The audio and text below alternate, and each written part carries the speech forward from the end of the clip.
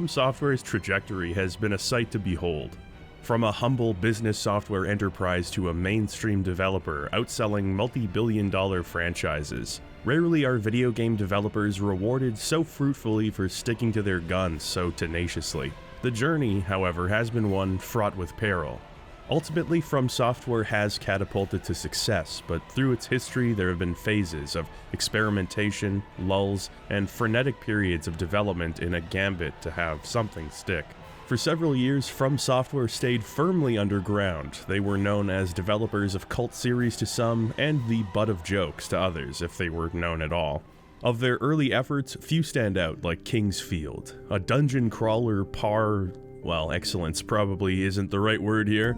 I myself adore the Kingsfield games, but it's tough to recommend them. They're slow, repetitive, dark, and often unyielding, but give them a chance and you might fall under their spell. I feel they're lightning in a bottle, greater than the sum of their parts thanks to the trance you fall under while playing them. Not in a bad creepypasta way, but in a rhythmic sense. There's an ebb and flow to these games which, when combined with their desolate, melancholy worlds, creates a sense of intrigue. What could be through the next door? Apparently, I'm not alone, since the video I made on Kingsfield and From Software's early history is the most viewed video on my channel, and it's not close. But we've got unfinished business, don't we? Because that video was devoted to the Kingsfield games, I had to gloss over some games many consider inextricable from that series, linked by essence, if not name. Well, it's time to fix that. Between the well-trodden kingdom of Verdite and the lost and lonely ancient city, there's another realm which begs to be explored: Shadow Tower. But first, I'd like to open up this video with an extremely boring and uninteresting meta point about how much it sucks that it's so hard to come by information on certain games. Sometimes what's bad for the algorithm is good for the soul. I love soaking up information. When I make these videos, coming across an obscure developer interview from a Japanese magazine induces a drug-like euphoria in me. It's a terrible shame that so many developers, especially during the 80s and 90s, didn't believe what they were doing was important enough to warrant record keeping. It was, and it still is, and whether you're a game developer or just some schmuck like me, keep a record of your adventures. Finding 25-year-old notes in source code is like buried treasure for programmers. Your trials and tribulations, on top of having their own intrinsic value, may have value to somebody else someday, whether archaeologists, grandkids, or me when I make a video about you. The Kingsfield games were released in short order, one after another. 1994, 95, and 96 saw the release of Kingsfield 1, 2, and 3, respectively. Then, suddenly, an uncharacteristic 5-year wait. It's easy to imagine why this might be the case. 1997 saw the release of Armored Core, a game which had come closer to resonating with mainstream audiences than any Kingsfield game. On top of focusing their efforts on Armored Core, this also signaled that perhaps it was time to branch out and try something different. First-person shooters and colorful action platformers were dominating sales charts, and the wizardry-inspired dungeon crawling of Kingsfield seemed out of place. Kingsfield was placed on the back burner, but not forgotten. With each entry in the Kingsfield trilogy, From Software was becoming more technically proficient with PlayStation hardware. This allowed them to improve visual fidelity and frame rates, astonishingly so over a short 2-year period. After Kingsfield 3, development on the next entry had begun but was abandoned very early on. The team wanted the next Kingsfield game to represent a substantial jump in technology, but this vision couldn't be realized on PlayStation hardware. Instead, the preliminary work was repurposed, and From decided to create a new IP adjacent to Kingsfield, but with its own identity. This game would come to be known as Shadow Tower. Supposedly, so many things went so catastrophically wrong during the development of Shadow Tower that it became known internally as the Cursed Project. Not much is known about the nature of this curse, but it involved numerous developer accidents. Whether this meant the printer got stuck on a PC load letter screen or From Software headquarters exploded is unclear, but it seemed quite serious. Unfortunate but appropriate given that From Software was formed thanks to a motorcycle crash. The project was led by Shinichiro Nishida, veteran guiding hand of the Kingsfield series. He and his team repurposed much of the doom and gloom surrounding the project as fuel for what would ultimately become the developer's darkest and most menacing game yet. On June 25th, 1998, Shadow Tower would release in Japan to the most scathing reviews a From Software game had received up to that point. Now, if you've watched my Kingsfield video, you know that From Software's relationship with reviewers has always been contentious. The critics complained that Shadow Tower was slow, confusing, and bereft of story, which all sounds awfully familiar. That said, it's important to go into these situations with an open mind. Shadow Tower has collected a cult fanbase alongside Kingsfield over the years, with fans praising its unique qualities. Like with Kingsfield, I'm playing Shadow Tower on the DuckStation emulator at twice the standard internal resolution with a texture warping fix enabled. Dark games especially tend to be crushed by YouTube's compression, so I think this is the best option to maintain visual clarity while remaining true to the original aesthetic. The plot of the game is dictated by the manual. Shadow Tower takes place in the land of Eclipse, specifically the city of Zepter, at the center of which is a tower guarded by all of Eclipse's kings. Once upon a time, the tower was pulled into the earth, leaving a great maw in the ground where it once stood, but that was long ago. We play as Roose Hardy, straight from the Sleeve McDykel school of main character names. A mercenary for hire, he returns to the town of Zepter, only to find rubble where it once stood. The tower had once again been devoured by the earth, and the souls of the townspeople had been consumed by the realm beneath that tower. Several expeditions have been led, but none have been successful. Time is running out, soon the tower will be sealed again, and the souls of the townspeople along with it. Only by finding the one-eyed crown from deep within the tower with its wish-granting properties can Roose save the townspeople and seal the evil once again. Your journey begins here. And don't even think about turning back. You belong to the Shadow Tower now. As was From Software tradition by this point, you're given nothing by way of in-game direction. The central column of the tower gives way to an area called Human World, Solitary Region. What does this mean? Where should you go? For now, thankfully, there's only one way forward at least. Shadow Tower is the heir apparent of Kingsfield, specifically Kingsfield 3, with which it shares a basic game engine, with a few improvements.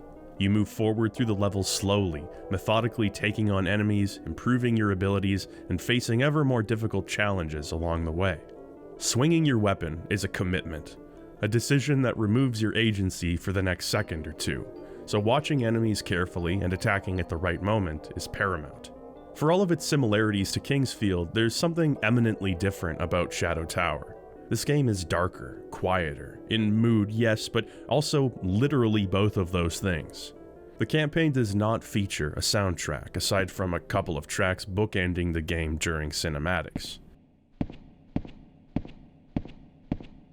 The monsters you face are less fantastical and more based on horror, and that's the operative word here, horror.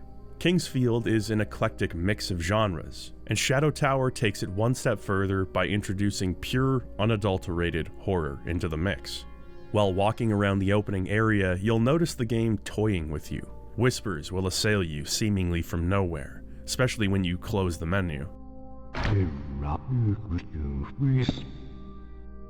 Stand perfectly still and pay attention to the environment. Your eyes might start playing tricks on you. No. And of course, it wouldn't be a From game if you didn't get your ass handed to you by a skeleton within 5 minutes of starting. You can always tell how far From has come by their skeletons. My, what a difference a few years makes. Aside from tone, the primary difference between Shadow Tower and Kingsfield is how the games are structured. This game takes place entirely within its namesake, offering you no outdoor areas in which to catch your breath. The indoor sections are more cramped and initially more confusing than ever before. The game is incredibly disorienting. You'll open a grave, hop down, find a talking mole. Oh, this game rules. They're as powerful as you might imagine. And then just die for seemingly no reason. Yeah, this game sucks. The Shadow Tower itself only acts as an intermediary between the game's different zones, levels if you will. But calling it a hub world wouldn't be entirely accurate. You're not given free rein to head in any which direction, and the game doesn't even disguise that fact the way that, say, Kingsfield 4 does with subtle prerequisites barring progress. The human world I mentioned is the first zone of Shadow Tower, with the solitary region being the first level of that zone. Think of it as sort of a 1-1 a la Super Mario. You're usually, but not always, intended to move forward in a linear order, tackling each level of a zone before facing off against an area boss and moving on to the next one. In the early stages especially, the game delights in confusing you and having you head off in the wrong direction. The reality is simple: as long as you kill an area boss, you can consider that region finished for all intents and purposes. Actually reaching an area boss is another matter altogether, and there are many good reasons to not just move forward from level to level in Shadow Tower. The number one reason you do want to put yourself in harm's way is because that'll often lead you to some fresh new equipment. Weapons, armor, and accessories are worth their weight in solid gold in Shadow Tower, and I mean that literally. The game features a durability system, and it is far less forgiving than the one found in Kingsfield 4. If you use a weapon often, it'll break before you know it. If you get hit by enemies often, your armor will break even faster than that. When something you're wearing is about to snap, an icon indicating this will make itself comfortable on the right side of the screen. It produces a layer of tension over each encounter that serves the horror vibes well, but creates constant anxiety for the player. You desperately need equipment in Shadow Tower, and the only way to acquire it is by facing off against enemies. They start off simple enough. Slimes, skeletons, okay, the giant bats that shoot supersonic rings at you are new, but I can deal with it. It won't be long before you're introduced to new and formidable opponents, a lot of them. Shadow Tower's enemy roster features almost 150 unique foes, just about 3 times as many as Kingsfield 2, and a number rivaling that of Elden Ring. The designs of these enemies also become increasingly creative and difficult to parse. In the wise words of Barry Burton, "What is it?" Enemy encounters represent unknown variables. This gives way to stressful situations. Your weapons will be broken, your HP will be low, you're out of potions, and your health is draining for some reason, and then you die. You die a lot, probably.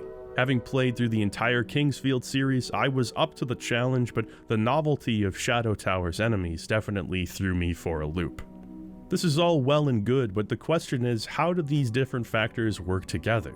The differences between Shadow Tower and Kingsfield may seem insubstantial, but these new variables actually change everything. Well, not everything, there's a lot that's pretty much the exact same, but, dramatics. Over the years, I've often heard Shadow Tower referred to as a survival horror game, or a game with survival horror elements. On its face, I would have to disagree, but the definition of survival horror is so contested it ceases to be a useful distinction at some point. Wikipedia says, a survival horror game is a game in which the player is made to feel less in control than in typical action games through limited ammunition or weapons, health, speed, and vision, or through various obstructions of the player's interaction with the game mechanics. The player is also challenged to find items that unlock the path to new areas and solve puzzles to proceed in the game. Games make use of strong horror themes, such as dark, maze-like environments and unexpected attacks from enemies. Well, you heard it here first, folks. Kingsfield is a survival horror series, so I guess Shadow Tower is also one by osmosis. Of course, that's not true, but you'd have a hard time explaining why it's not true definitionally. Some people consider Slender Guy to be a survival horror game. Some people think Five Nights at Freddy's is one. I looked it up while making this video. I can't really say why, but there's just an intuitive notion within me, a spiritual impulse if you will, telling me that these games are horror games, but not survival horror games. If Resident Evil is as close to a platonic ideal as we can get, perhaps survival horror as a genre actually exists on a gradient rather than as a binary. I don't like that because I'm a definitions do your damn job type of guy, but I'll take it. With that frame of reference, Shadow Tower is sort of a survival horror game. What separates it primarily from Kingsfield is the focus on resource management. To me, that's the focal point of survival horror. Shadow Tower takes customary RPG objects like plate mail, short swords, or healing potions and turns them into a commodity which can be used to fuel your journey against overwhelming odds. I don't mean that in the traditional sense of you can sell your stuff for money and use that money to buy other things. Items of all kinds in this game have multiple exchange rates, and it's up to you to decide when or how to utilize them. While traversing the game's levels, you'll find headstones that have a number of different functions. Some will warp you to a nearby level, some will save your game, and some will take you to a passive-aggressive lizard woman. A human. Oh well, what do you want? You're lucky Mole Man's not here, he'd never let you talk to me like this. Here you can exchange your currency for a few different items. This currency is called Cunes. Cunes are often hidden in dark corners, stashed on dead bodies, or plundered from enemies, sometimes randomly, sometimes as a scripted drop. They're uncommon, but not so rare as to cause excitement when you see one, unless you just get excited over this type of thing. Cunes can be exchanged here for a few different items. On the cheaper end, you can buy health potions, magic potions, or other consumables. These items can be found out in the world, so it's hard to justify dropping a semi-precious Cune on them unless you're really in a tough spot, especially since some of the more expensive items are more appealing. There's some nice equipment for sale, as well as something called the Beast Key. Now, I'll have you know that I'm a sucker for optional keys for sale early game in RPGs, especially when they don't tell you what the key is for. It could be anything. It could even be a beast. You know how much we wanted one of those? Regardless of what you pick, Cunes in the store represent the most traditional method of exchange in the game. Sometimes the headstones will take you to a passive-aggressive Goblin Man, and this is where your resourcefulness really comes into play. The Goblin Man serves one of a few different potential functions. At some headstones, he can act as a blacksmith, restoring the durability of your precious equipment. He doesn't accept Cunes though, rather he drains your health in proportion to how good the equipment is and how much it's been damaged.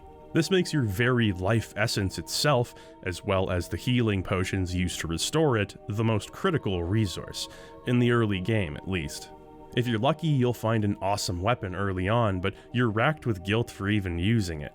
Anyone who's played a recent Zelda game knows this feeling. The condition of your gear ticks away. In the early game, your health will be so low that it would literally kill you to bring these weapons up to usable condition. This isn't unlike the feeling of finding some grenade launcher rounds, also known as grenades, early in a survival horror game. God knows when you'll be in a position to replenish your stock. Do you use them now? Have you been stingy enough with other types of ammo to justify not using them? A lot of similar feelings are induced in Shadow Tower. You may be able to take down a tough set of enemies with various chipped short swords and grug clubs you've been picking up, but you'll chew through them quickly. Maybe this is an intelligent time to bust out that halberd and finally show the enemy what for. You can always repair those weaker weapons, but that's a commitment in itself. It's good practice to repair as much as you possibly can before exiting the smithy, drinking a health potion, which restores 100% of your HP, then heading back in, repeating this until you're satisfied. Do you have enough health potions to facilitate this? Will you need those potions later on? These are the types of questions you have to ask yourself. Headstones leading to repair shops are rare, you don't see them often. You have to take advantage while you're there and also make a mental map of how to return to them. So, in effect, you're trading health potions for weapon durability. Health potions can be found sparingly, purchased with Cunes at the rare shop headstone, or traded for weapons at a health potion shop. This goblin is a real Renaissance man, an entrepreneur if you will. Not only will he restore your equipment durability, he'll also trade any piece of equipment you have for a health or magic potion, if you find the respective headstones, that is. Any piece of equipment will do, whether it's a completely broken leather hat or Excalibur itself.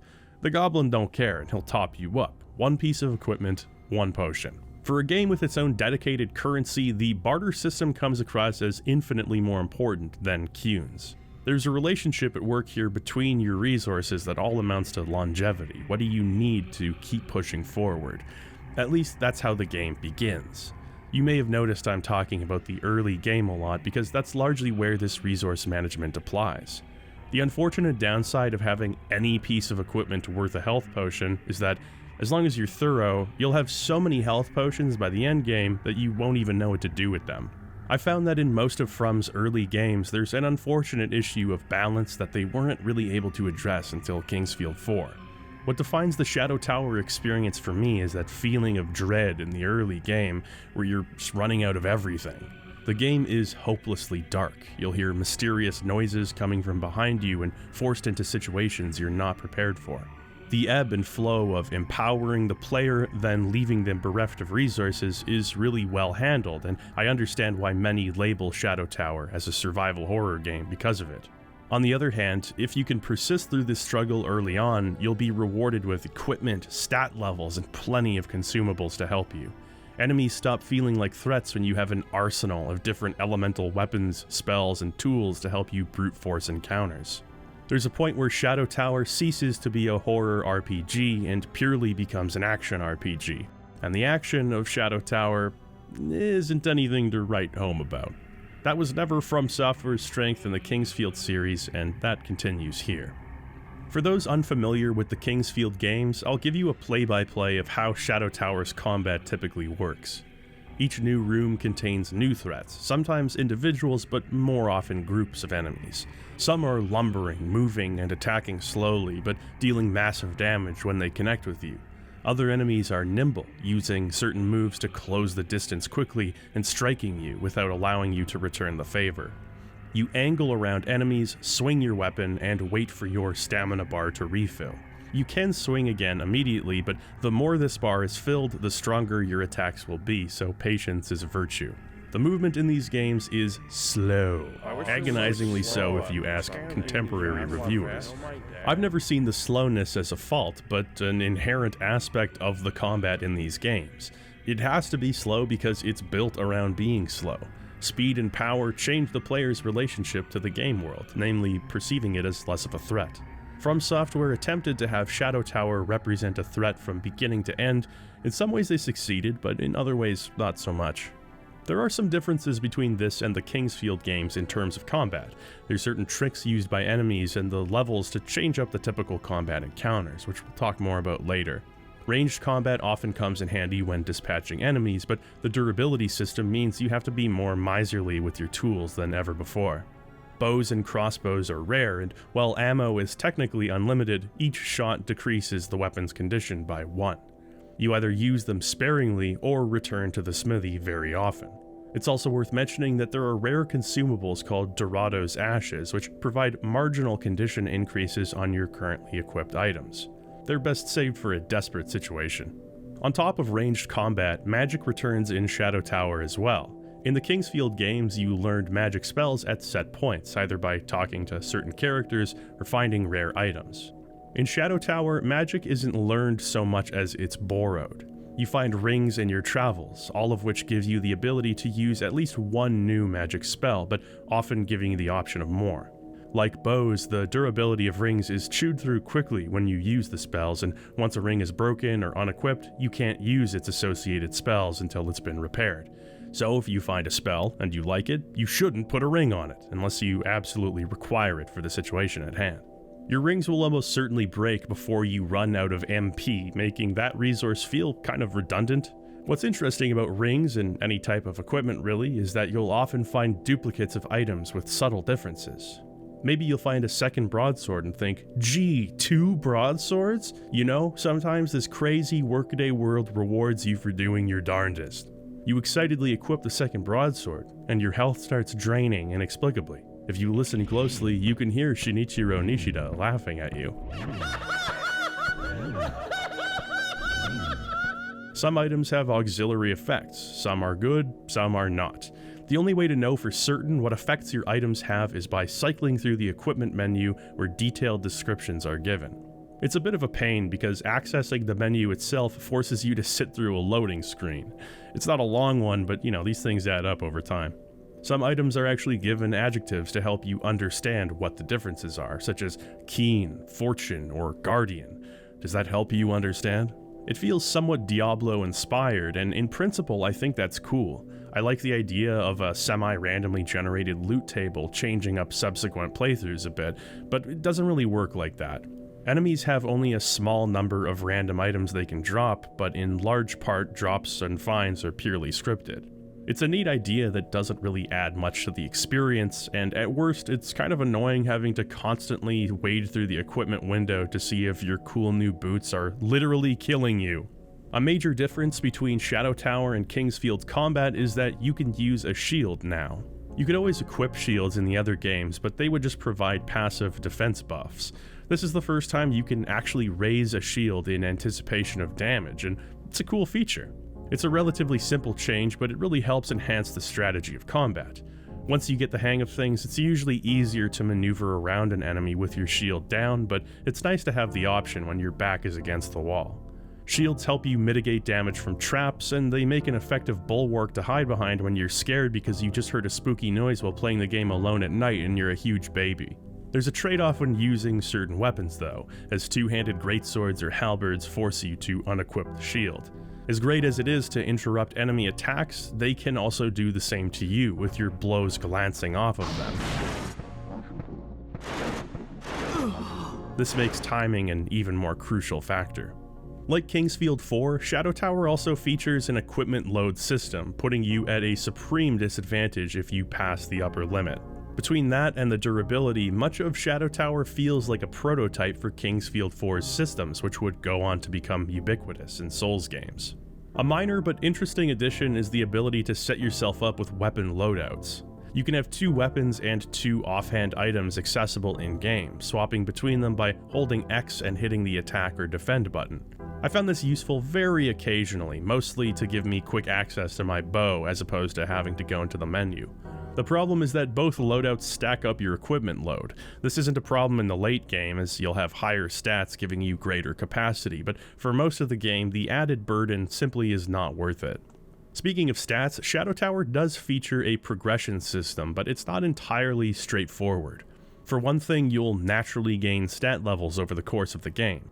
It's hard to predict how and why certain attributes are raised, but it seems to correlate with the types of enemies you defeat and how you do so.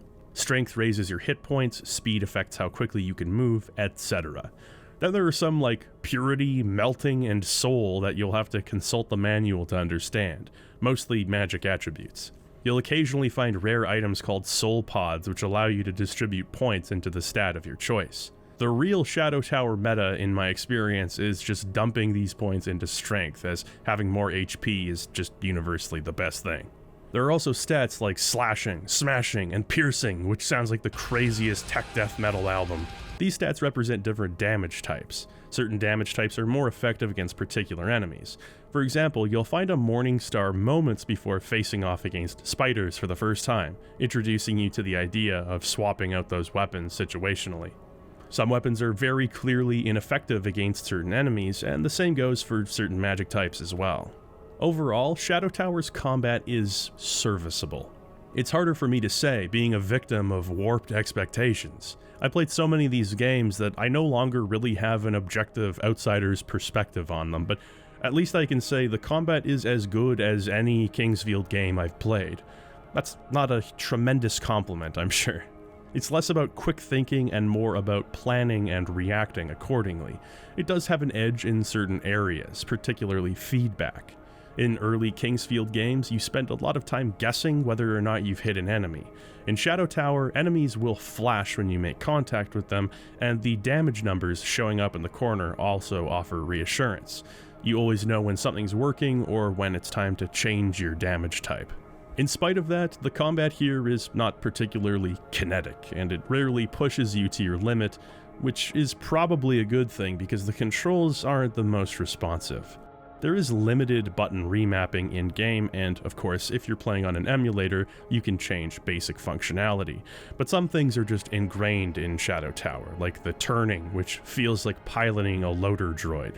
It's slow-moving, somewhat repetitive, relies more on stats and resource consumption than on raw player skill, and all of that may be enough to turn some people off of the game altogether. But now that we're all brushed up on the more technical elements of Shadow Tower, it's time to discuss what it's like to actually play the game. The levels, the flow, the ambience. It's here in the holistic sense of a game where the Kingsfield series shines, and Shadow Tower carries on this tradition in many ways. The moment you move past the solitary region of the human world, you'll experience the essence of Shadow Tower. This game is dark, cold, and oppressively, wonderfully atmospheric. The draw distance of the game is low, and this is by design. The Kingsfield series has historically used low draw distance to enhance mood and allow the game's data to be streamed from the optical disc seamlessly. Here it's reined in even more, giving you only a couple of feet of visibility, with the odd torch or lamp meagerly supplementing this. The aim of Shadow Tower is to put you in a constant state of confusion and disorientation, and in this, the game succeeds. In addition to having unknown threats hiding around every corner, it's very difficult to just get your bearings here. Kingsfield, especially the second game, was confusing to navigate, but there were a few things which would aid in that navigation. Landmarking, for example, was one of your most useful tools. With such a limited number of textures, at such a limited texture size, it becomes critical to make note of the few variations in geometry or unique objects as a way to orient yourself in some of these maze-like environments. This is really hard to do in Shadow Tower because, on top of the levels being intentionally designed with repetition in mind, not being able to see more than 5 feet away makes landmarking difficult. I'm embarrassed by how many times I excitedly found a new save headstone after many trials and tribulations, only to realize that it's the same headstone I've walked past 10 times already. More than anything else, the lack of navigation tools is what sends me spiraling while playing Shadow Tower. It's not much to ask, a compass and, if I'm lucky, a map. Shadow Tower says no and casts you into the abyss, wandering for yourself. I can appreciate that the game is disarming you, but it often pushes into full-scale annoyance. It's not a grid-based game either, so it's not like you can make your own map. Well, you could, but it would suck. Large sections of levels are entirely optional, such as the Phoenix Cavern area of the Fire World. An exit to the next area is very close to the beginning, but if you persist, you can find some valuable loot with beneficial effects for the coming areas. It can be unwieldy. The areas are dark, winding, and labyrinthian. You'll second-guess exits placed close to the beginning. Why is the game being nice to me now? It's been really mean so far. You'll assume that the real exit is somewhere else in the level, and this is a dirty trick, because sometimes, often, that is the case. Certain exits, both obvious and secretive, can lead you to completely different levels, the quote-unquote wrong direction. When you first start playing Shadow Tower, you won't really understand the whole zone-level relationship. You might think that it's a semi-open world a la Kingsfield and that there's no wrong direction. But there totally is, and before understanding that, it's very easy to sabotage yourself and get lost. The different area entrances and exits lead to a lot of anxiety regarding your completion of earlier areas. Kingsfield 4, and to a greater extent the Souls games, do a good job of giving you new and unique ways to access earlier areas. If you missed a critical item, a secondary exit, or even if you just want to double check to make sure you didn't miss anything, there's often an efficient way to double back if you're thinking carefully. That's not really the case in Shadow Tower. Doors and warpstones will usually lead to new areas in sequential order. The Shadow Tower itself seems poised to act as a hub world, think Firelink Shrine, or even the village from Kingsfield 2. The idea of a tower that continually extends itself vertically to match your progress, allowing you to easily reach earlier areas but still gaining progress to later ones, seems like the play at first, but you'll soon find that this isn't the case. The titular Shadow Tower is more like an interim area between zones. You'll usually spend less than a minute here at a time, but just a bridge between levels. Occasionally you'll be able to access different areas by carefully dropping down from stairways, but that's a one-way ride. Unless you have a rare item that sends you to your last save point, that itself isn't guaranteed to be convenient.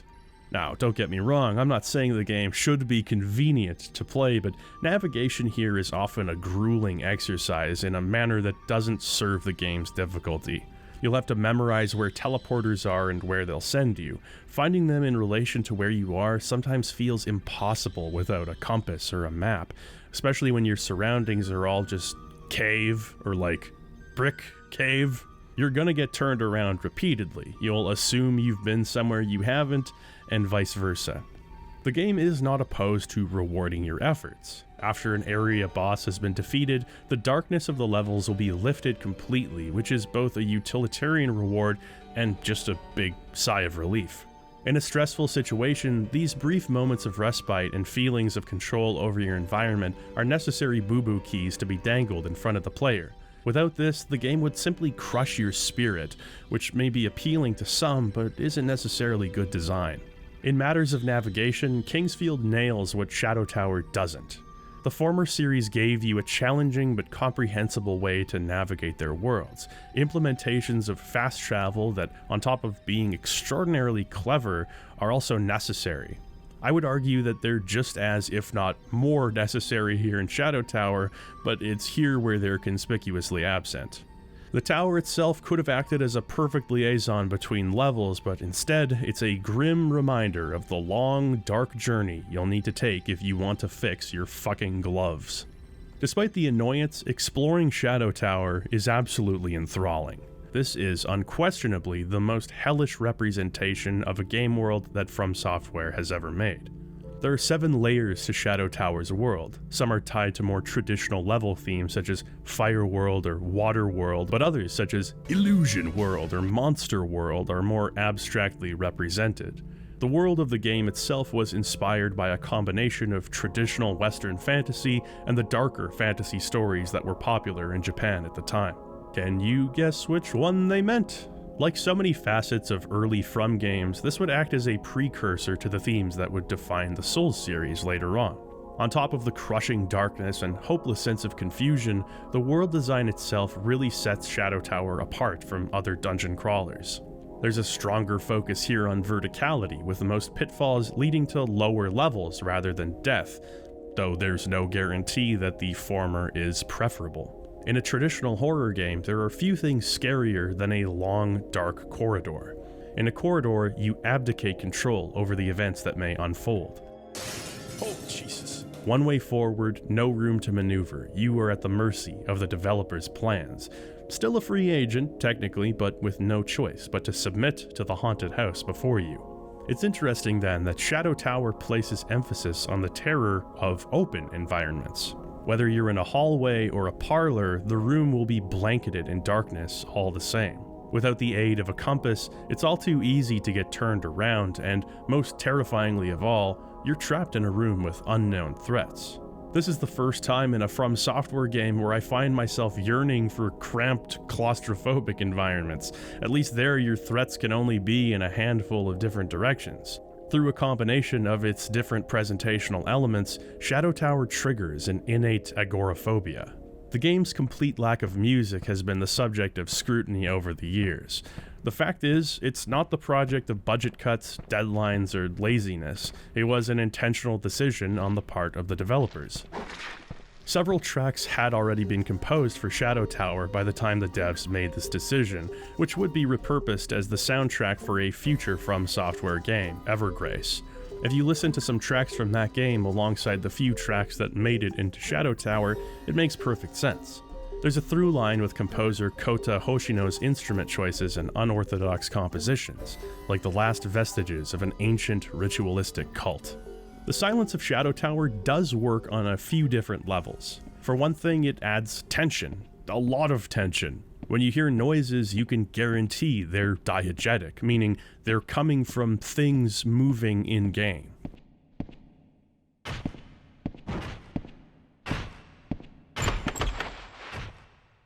For me, anyway, it keeps me on edge without that tension ever feeling cheap or unearned, like jump scares. On a mechanical level, having less prominent music at least is necessary due to how the game is structured.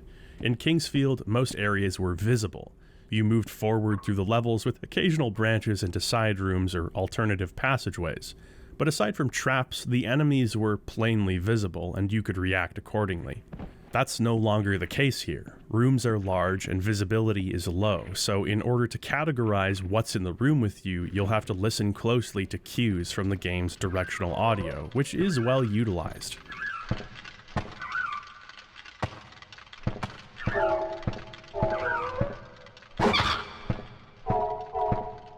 How many enemies, what kinds of enemies are they, and where are they, are all questions answered audibly. In a large, dark room, it's almost a guarantee that you're not alone, so it's imperative to know what's in front, behind, or to the side of you.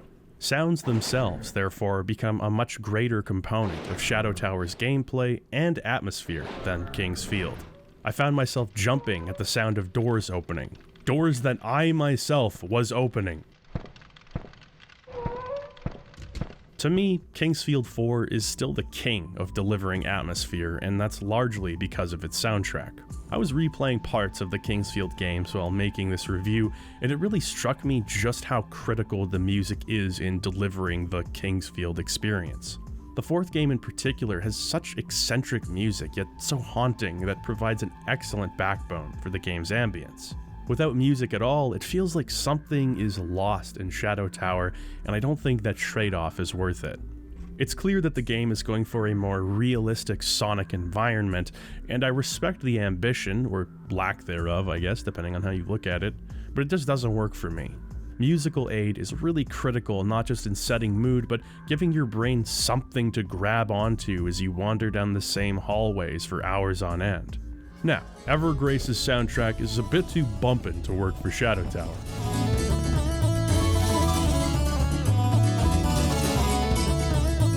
Kinda makes me think less Hell on Earth and more, well, this place is a real hoot.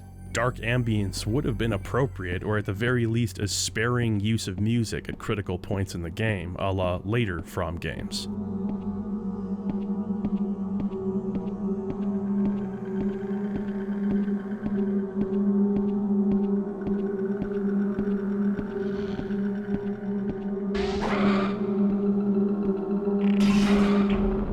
That relatively simple background noise adds a depth that the game is missing without removing anything critical.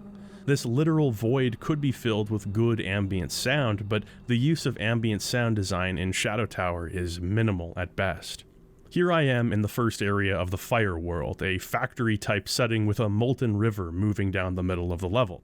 In a comparable situation, Kingsfield 4, on top of having a soundtrack, would feature the sound of bubbling lava getting louder or quieter depending on your proximity to it.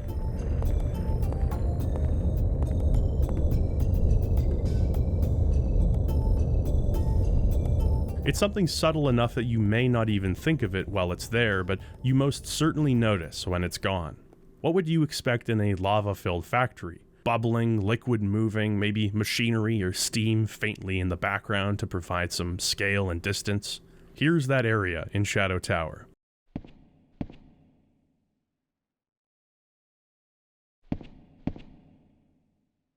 All footsteps and no lava make Madular a dull boy. Still, as long as there are enemies in the level with you, there's usually something going on, something to catch your ear and send you down new pathways. The designs and aesthetics of those enemies and their environments represent Shadow Tower's greatest strengths. Let's start in the human world, a region comprised of winding caverns giving way to carved-out structures. As mentioned, you initially get the typical array of skeletons and slimes. It's not long until you start finding some more creative types, parasites growing out of corpses, sentinel-like reapers surrounded by piles of human remains, and demons with long tongues built for siphoning who knows what off the ground. Each of these enemies look and behave differently, and part of their uniqueness is the offbeat sound effects used to signify one is near.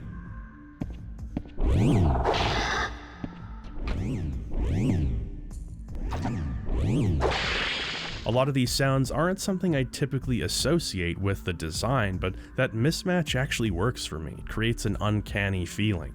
Now, if you're a good boy, if you play your cards right and eat your vegetables, you'll be introduced to the mole. Oh, you are here to destroy all the monsters? This area was built by men, yet not many around. No, but there are some of your kind below. One of the many advances Shadow Tower made over Kingsfield is the featuring of full voice acting. For better or for worse. Now, this game creates an air of mistrust. You don't trust the environment, you don't trust your own equipment, and you certainly don't trust the NPCs you meet along the way. But there's something about Mole Man that makes me feel like I can put my guard down. He pooped out a cune for me, and then rolled away. Every time Mole Man pops up on screen, I basically jumped for joy. Nice. He's the only thing in this entire game symbolizing Oasis, and sometimes he even gives you helpful tips, but friendly faces are few and far between in this game. Early on, you'll come across a terrifying doll woman being possessed by someone calling herself Ariel. She asks you to get her body back, to which you will reluctantly oblige. This will take you to the second zone, known as Earthworld, which introduces you to some conventionally plant-based enemies. As you make your way towards the second level of Earthworld, it'll finally hit you. You knew it was coming. We were all waiting for it. It's the Poisonous Cavern Zone. Now, the beauty part of poison in Shadow Tower is that on top of unavoidably covering the floor and poisoning you, it also damages your footwear. So every single time you move across the poison, you have to go into your inventory and take your damn shoes off. Hey, you can't go that way. The floor is covered with poison. Come this way. Oh, okay. Maybe there's another way. Oh man, a friendly dwarf? Maybe this poisonous cavern won't be so bad after all. Fool! Who said you could come in? What the fuck? Why even tell me to follow you? I'm among the biggest dwarf advocates you'll ever meet, but even my patience has its limits, manlet! The self-contained levels within each zone can be altered at points. For example, the Poisonous Cavern's poison pools can be dissipated if you eliminate their source. The pools are being created by these humanoid enemies latched to the ceiling, humming a song with a strange, funkish forest feel. After they've all been eliminated, you're free to retread the level, picking up items you lost and looking for secret doors. Oh yeah, secret doors, they're here. They're really well hidden a lot of the time, and it's just as well because some of the loot they hide is a very sweet reward. Sometimes the game throws you a bone. If you're perceptive, you can spot tells leading to these doors. The game's audio design also comes in handy here as well, since if you listen closely, you'll often hear enemies behind what appears to be a solid wall. That's your cue to start pressing the action button until you get lucky and hear the wall sliding away. There are a few sweeter sounds in this game. Actually, that might be the only sweet sound. Most of them are quite sour.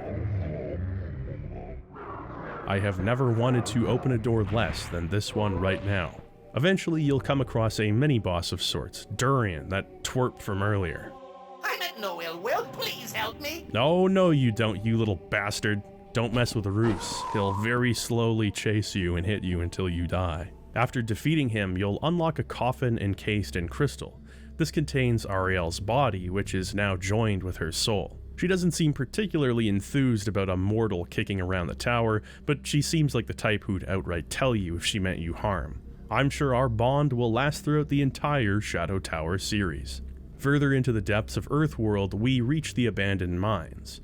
You're forced to take several leaps of faith at this point, which means making a real clean sweep of this area. Sometimes the object of your interest is pretty obvious, like here where you swipe a crystal that can be used later. Other times it's a key or other small items that can be easily missed. In any case, save points are good as gold in this game. There were several occasions throughout the game where I had to restore an old save or be forced to go through seemingly endless areas to get back to where I needed to be. It's not always ideal, but save points are spaced out liberally enough that they're exciting to find, but not cruelly withheld from the player. There are some areas that represent gauntlets, such as this narrow ledge populated with very Chad-like proportioned insects. Perhaps the unsettling nature of the game doesn't bear repeating, but there is something deeply unsettling about how much of this game takes place over a seemingly infinite black expanse. It feels like the environments themselves don't make spatial sense, which is perfect given the context. The Shadow Tower is steeped in evil magic, and you're never supposed to have a firm grasp over the situation. So these incongruous sections where you're just like in a cave and suddenly it's a wide open black void, even though you're in a tower, it just works in the game's favor. In Kingsfield 2 to 4, the worlds are interconnected and never separated by loading screens. Now this is impressive to be sure, especially for a PS1 game. The game world looped back and over top of itself in surprising ways. It always felt logical and cogent. But there are ways in which this limits the designer's ability to create something creative and out of the box. Shadow Tower is separated by loading screens, and nobody likes loading screens, but this segmented structure really gave them carte blanche to get creative with some of these environments.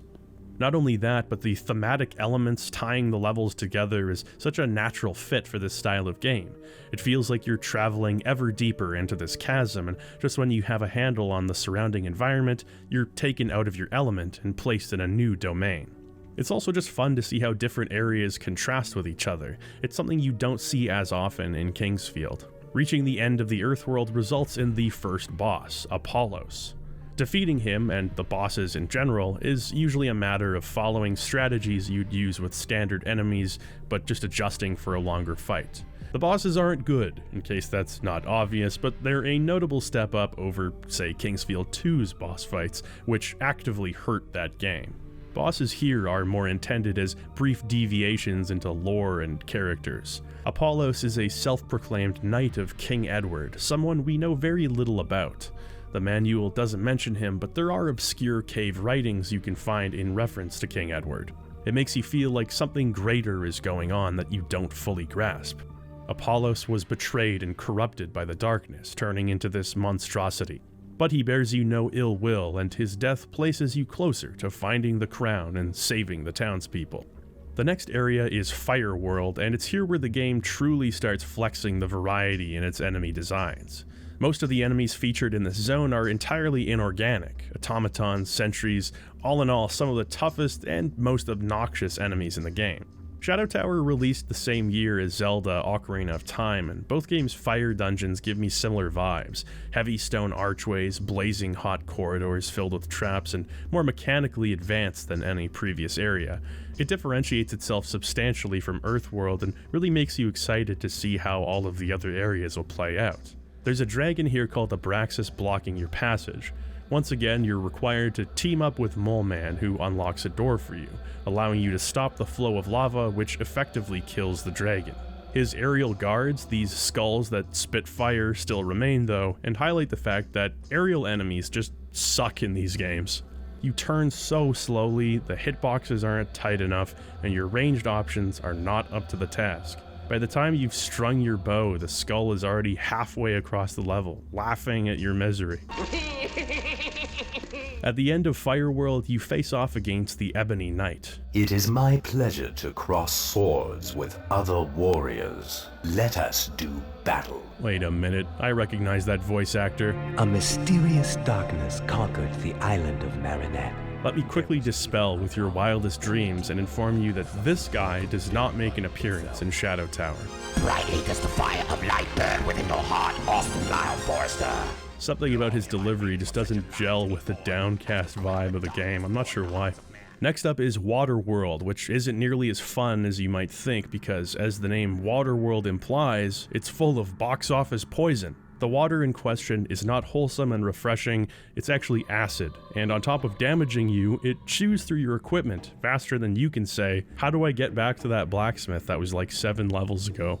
You can actually vaccinate yourself against the ill effects of acid. Rest in peace, Sid Barrett. These vaccines are quite rare though, so in lieu of using them, you have to skinny dip through acid in order to navigate some of these levels. In the central area of the first level, there's a clean water basin which is an infinite source of health. Sadly, there's no bottling the water in this game, so you'll have to make the trip back and also help a friendly NPC find a MacGuffin to make the fountain work. By the way, anyone who's played Kingsfield may notice something different about these NPCs. Not just the voice acting. These characters have eyeballs. This may be the first From Software game to feature eyeballs. Just another way that Shadow Tower differentiates itself. Waterworld is host to many of the game's more unsettling enemies.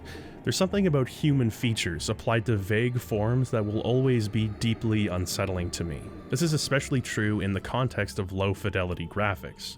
Invoking Ocarina of Time again, there's a reason people see so much of that game as creepy. The spookiest visual elements of that game often have something to do with the ambiguously human-looking enemies or even wall textures. This is definitely true of Shadow Tower as well. The enemies that more closely resemble people trigger the strongest feeling of dread in me. So many of these enemy designs are fairly standard at first glance, only to trigger a deep sense of pareidolia when they turn to face you. Even innocent-looking enemies like sentient plants become uncanny adversaries when they respond to an axe in the face with human noises of agony. The part of me obsessed with information, and that's not a small part, desperately wishes the game's bestiary contained more concrete info beyond stats and weaknesses of the enemies. What are these things? Where did these come from? Are they intelligent? Yet, I can appreciate how the absence of information is often the most effective specter of all. Let your imagination itself conjure the details. Few things could be as chilling. One particularly horrible level within Waterworld is the Watery Labyrinth area. I suppose I can't be mad, the name itself broadcasts misery. This is a maze of samey-looking caverns, often leading to dead ends or enemy ambushes. The game will usually repopulate previously explored areas with enemies, so if you wander around and come back, you'll find more foes waiting for you. In some areas, such as the Watery Labyrinth, those enemies respawn almost immediately, which, combined with acid eating away at your health and equipment, is a pretty difficult experience. The boss of Waterworld is an obnoxious wizard named Magi Magus, which is a bit redundant since Magi is already the plural form of Magus, but I digress. He teleports around the arena, disappearing just as you're about to strike him and hitting you with an unavoidable area of effect spell. Shadow Tower is usually restrained in its use of AoE attacks. For the most part, you have ample opportunity to dodge or at least block incoming damage, but sometimes the game just breaks its own rules to prove a point. I'd mentioned in my Kingsfield video that there's only so much you can actually do with this first-person combat system, at least in the form it takes in From Software's games. It's almost inevitable that a boss will have an unfair arsenal of attacks, if for no other reason than variety. How often can you have a boss that swings at you at close range, closes the distance at medium range, and flings spells at you at long range? As it turns out, the answer is very often, but here and there the game finds ways to mix it up. I prefer when that manner of mixing involves a puzzle or some kind of hidden solution. Short of that, the only option is an enemy technique that slow, lumbering Roos is ill-equipped to deal with. The game tacitly gives you its blessing to start drip-feeding yourself health potions, as it's literally all you can do sometimes. Persist, and Mr. Magus will eventually fall.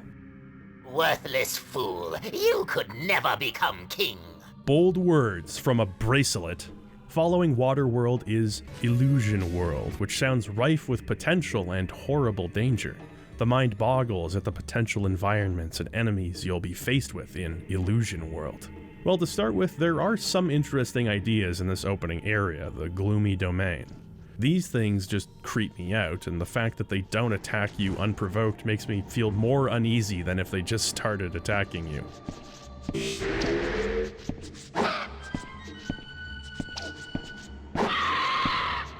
I don't feel bad killing them though, not the way I do with these little tubers.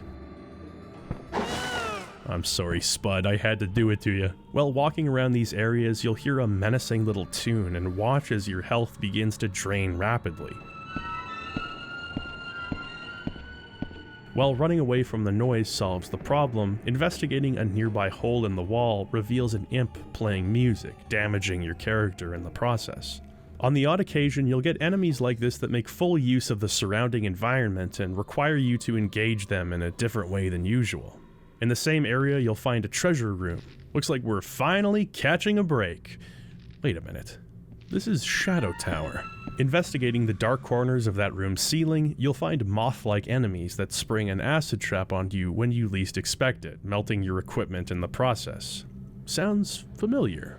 Now that I mention it, I'm pretty sure the giggling sound effect used for curse jars in Dark Souls may actually exist in Shadow Tower.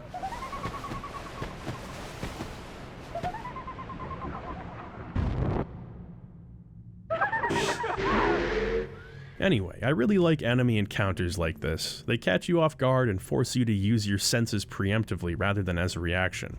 I find enemies like this to be among the more memorable in the game, and unfortunately, they're greatly outnumbered by standard slashy-smashy guys. Even the enemies with more predictable behaviors in the Illusion world have more interesting and creepy designs, which is just as well because the level design here has nothing to do with illusions.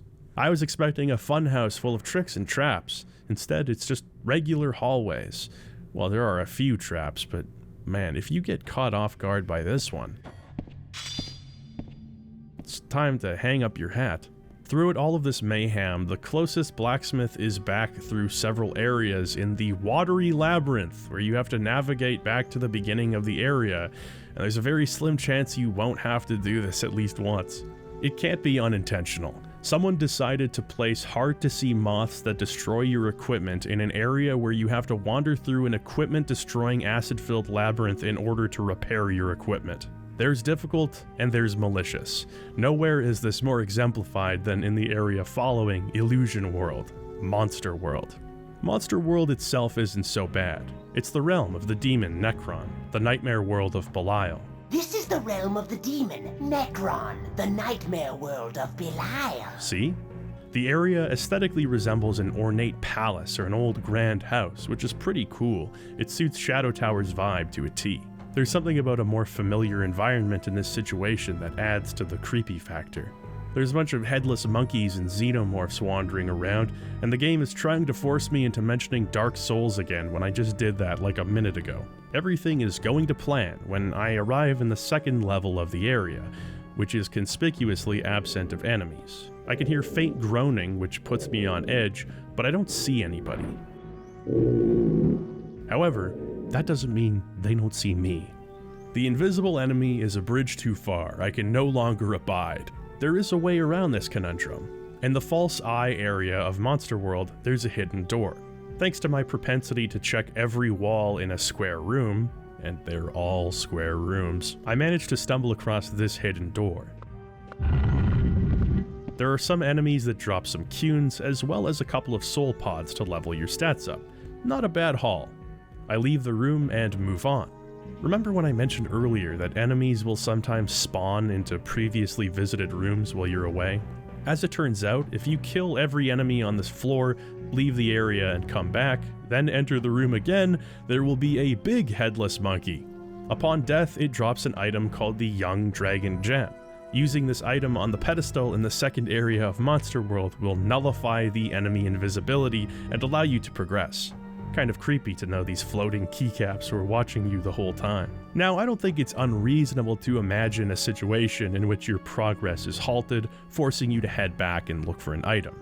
But bear in mind, this is Shadow Tower. By now, your expectation for how well the game treats you is just in the gutter.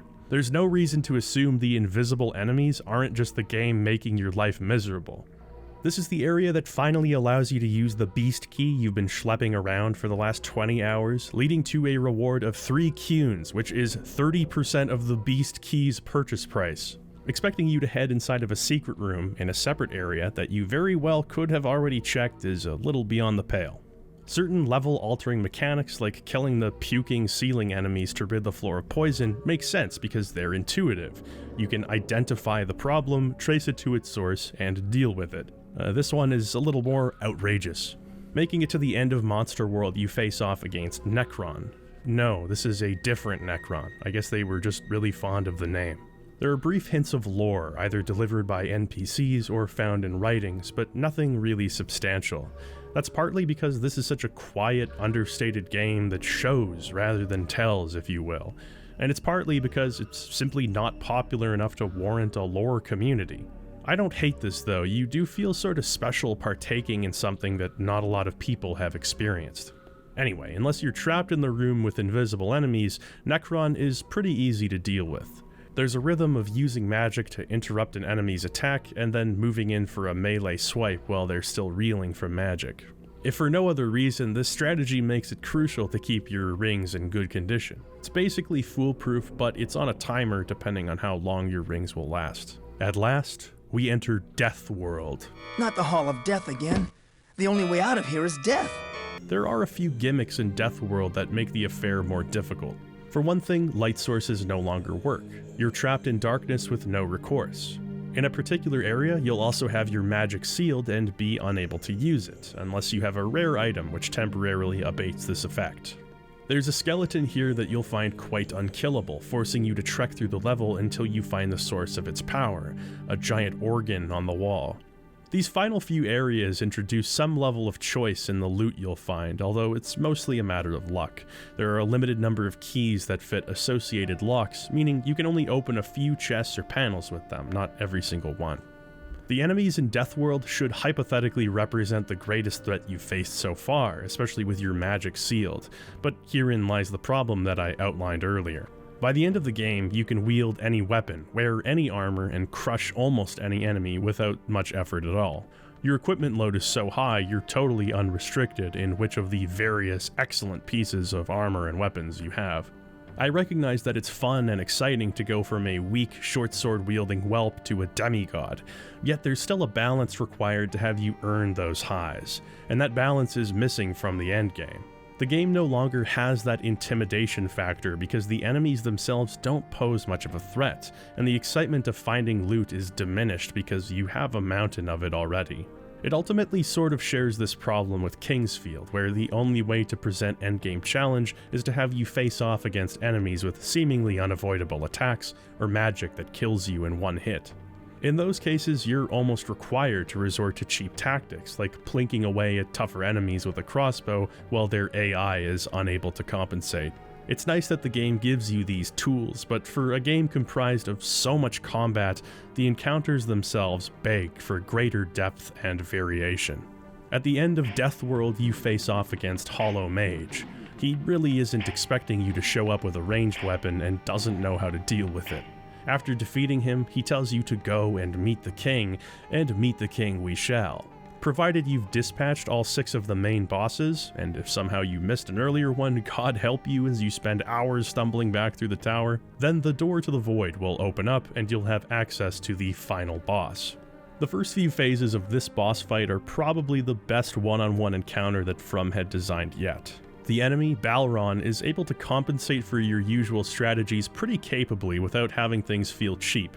Even once his armor is shredded, revealing his lizard body, which inexplicably can't move as well, he keeps a steady stream of magic coming at you as you use ranged attacks. It's almost kind of fun. After defeating Balron, you'll face off against the Demon King. He looks intimidating, but this illusion is dispelled pretty quickly. It hurts. Help me. I'm still undecided as to whether or not this game would have been better off without voice acting because, you know, this does shatter the ambience, but by God, it's solid gold. After not much effort, the Demon King is vanquished. Roos, running on fumes, manages to find the crown, which will grant him one wish. Yes, that's right, grant any wish. Roos uses it to become a conqueror, which certainly isn't what I had in mind. It seems the corrupting force of the crown will live on, and that the tower will inevitably devour all life around it again someday. Have the souls of the townspeople even been saved? I don't know. It's a bit underwhelming as endings go, but I can't say I'm shocked. It's always been about the journey rather than the destination in these games, and what a journey it's been. You can save your game and return to the tower, mopping up any loose ends you'd like to, or you can jump into Shadow Tower's fighting game multiplayer mode. One question is seared into my mind. Why does this exist? That question may be easier to answer than I first thought. Thanks to games like GoldenEye on the N64, multiplayer madness was sweeping the world. My unfounded assumption is that adding multiplayer to Shadow Tower was SCEA's bright idea to give the game a marketable element and greater appeal in the West. It sure do look good on the back of that box though. It just doesn't make any sense otherwise. The game's ambience is so carefully tailored that the tonal whiplash of this mode comes across as head-scratchingly bizarre. You and a friend both need a memory card with Shadow Tower save data on it. You can load up monsters from that save file's bestiary and pit them against each other in a one-on-one battle that undermines my whole "this game doesn't have a soundtrack" spiel from earlier. It controls like ass and ends way too quickly, but if you've ever wanted to give Worm Boy a shot at the heavyweight title, this is probably the only chance you'll have. Even more baffling to me than the inclusion of this multiplayer mode is that it was just about the only thing universally praised by Western reviewers at the time. What did they see in this? I don't know, maybe From Software was right to put the mode in. It placated critics who, judging by the screenshots used in these magazines, never made it past the opening area of the single-player mode. Outside of that, it's a forgettable element, but one worth mentioning.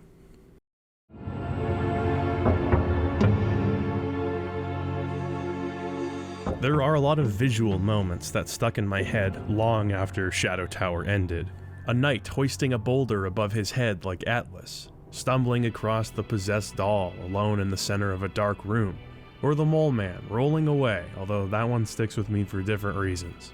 There's something inversely correlative between the impact some of these scenes left and how little I know about the characters within them. No cutscenes, not much dialogue, very little pomp and circumstance. It's a passive kind of involvement in the story and world that I've come to appreciate with From Software's early games. Sometimes aesthetics and the feelings associated with them are capable of telling a story themselves. I think this period during and post Kingsfield 3's release is where From really started to understand that. Between the quiet ambience, the user unfriendliness, and the use of grim visuals to communicate mood and intent, Shadow Tower almost feels like an art house project, a mood piece made to elicit certain feelings from the player which most mainstream games wouldn't have dared to.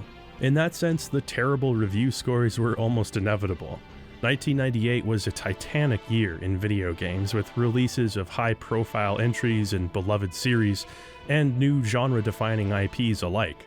Shadow Tower stood in the shadows of those games, experimenting and moving against the grain. You have to respect it for that, but you don't have to like it. The same eclectic taste responsible for making me appreciate the Kingsfield games is at work here.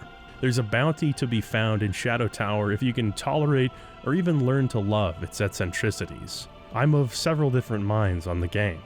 From's penchant for delivering thick, low-poly atmosphere fires on all cylinders here, offering an impressive number of surreal designs to marvel at.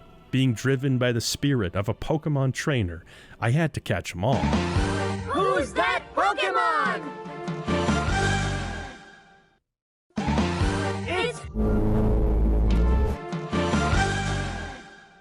I pushed through the fear, stress, and frustration with the intent of answering Shadow Tower's evergreen question, what's next? What begins as a soul-crushing journey through dark, depressing caverns is elevated by its thematic level-based approach to world design. There's always something new to see.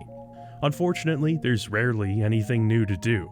So much love was poured into unique enemy designs while their behavior is all too often predictable, with several noteworthy exceptions. The tower itself is sadly underutilized, acting as a mostly linear corridor ushering you from level to level. This makes navigating between zones often boring and occasionally frustrating. With so many secrets to find and a bestiary to fill in, you're tacitly encouraged to revisit areas, yet you'll be met with strong resistance while doing so. Not all of its systems work, but Shadow Tower manages to pardon itself from its most heinous crimes simply by being interesting. At the crossroads of survival horror and dungeon crawler RPG, it's weird that this game exists. In many ways, it's a self-contradictory product, a slow, lumbering game that somehow manages to engage the senses. Once your eyes adjust to its relentless darkness and your ears adjust to its perpetual silence, you'll see and hear things that will stick with you, even when the moment-to-moment gameplay isn't up to that task.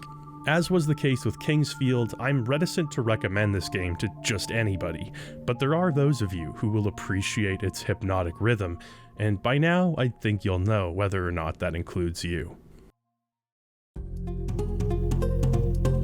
Shadow Tower came and went without much noise. From Software were not satisfied with the brutal review scores that the game received and vowed to impress with the next Kingsfield game. A brand new console with advanced hardware represented new opportunities, and From went on to deliver a beloved cult game in Kingsfield 4: The Ancient City. It seemed their focus on slow-paced gameplay and understated world-building translated well to the PlayStation 2. The game didn't sell like gangbusters, but it sold well enough for From to develop a new company attitude: strike while the iron's hot. The years of 1999 to the mid-aughts represented a prolific period of development for From Software, full of sequels and experimental new IPs alike. Throughout this period, From found a reliable partner overseas in Agitek. Shorthand for ASCII Game Entertainment Technology, Agitek was a publisher that existed under the ASCII umbrella. They were primarily focused on localizing many lower-profile Japanese releases for an English-speaking audience. Over the years, they developed quite a working relationship with From, having published everything from Shadow Tower and Echo Knight to Kingsfield 4 and various Armored Core games overseas. Those Armored Core games were proving to be From's greatest cash cow, with Armored Core 2 in particular resonating with fans of the mecha genre. The game had sold over 100,000 copies in its first week, a number that towered over any of From Software's releases. Yet, instead of devoting all of their time and attention to that one series, they took the opportunity to diversify. This meant taking a second look at some of their dormant series, including Shadow Tower. With From Studio now split into teams, a set of new faces helmed the follow-up to Shadow Tower. With Kingsfield 4 being the first game in the series not directed by Nishida, it seemed fresh perspective was just what these various series needed. The project was led by Toshifumi Nabeshima, a relative newcomer at From, who would years later become lead writer for Dark Souls 2. It also featured, among many others, the artistic talents of Daisuke Satake, who would become lead concept artist for Bloodborne, as well as scenario planning from Yui Tanimura, who would eventually work hand in hand with Hidetaka Miyazaki as co-director of Elden Ring.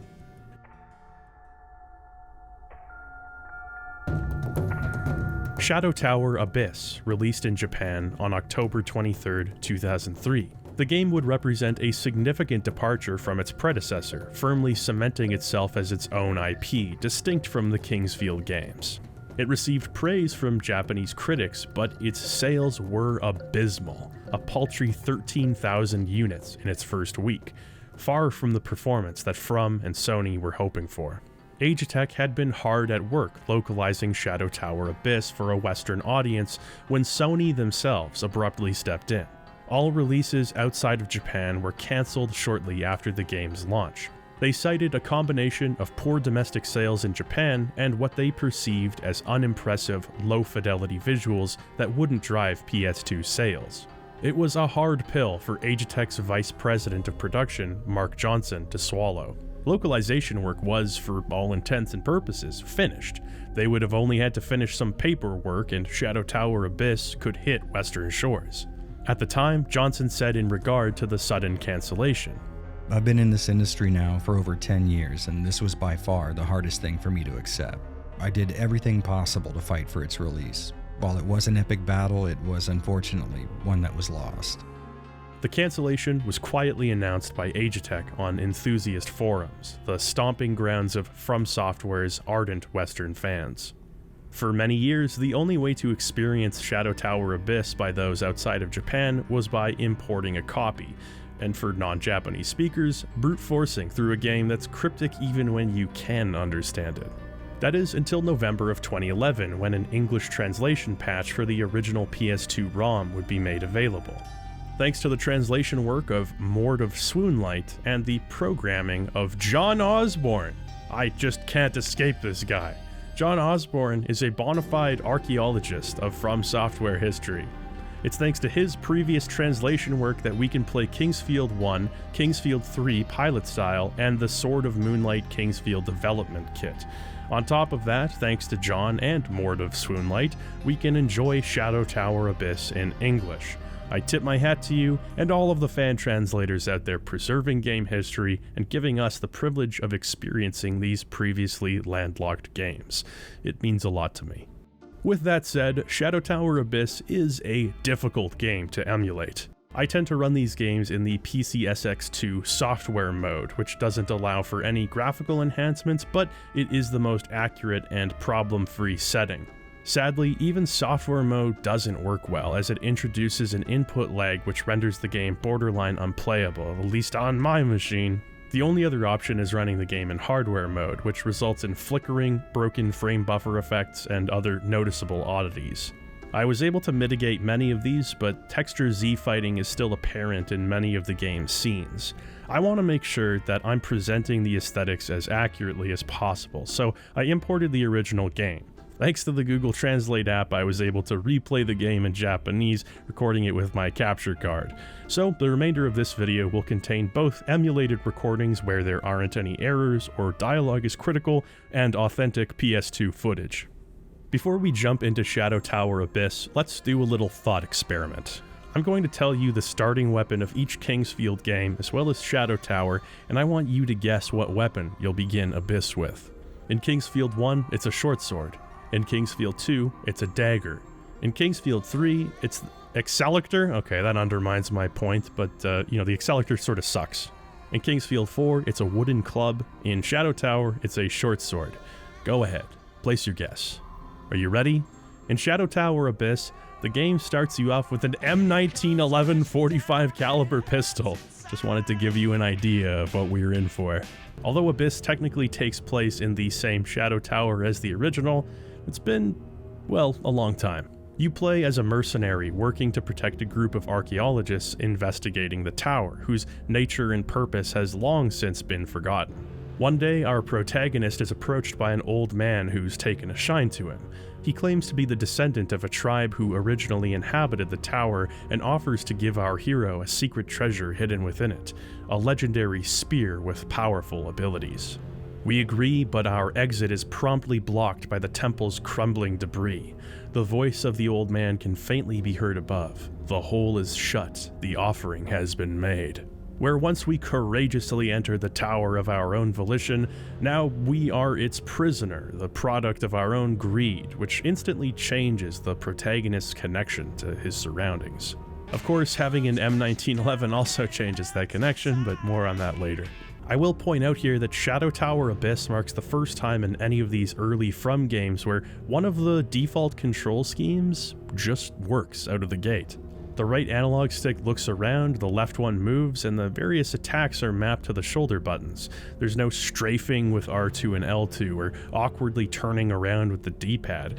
It's pretty much a modern shooter control scheme. As we move down the stairs into the tower, the environment begins crumbling around us.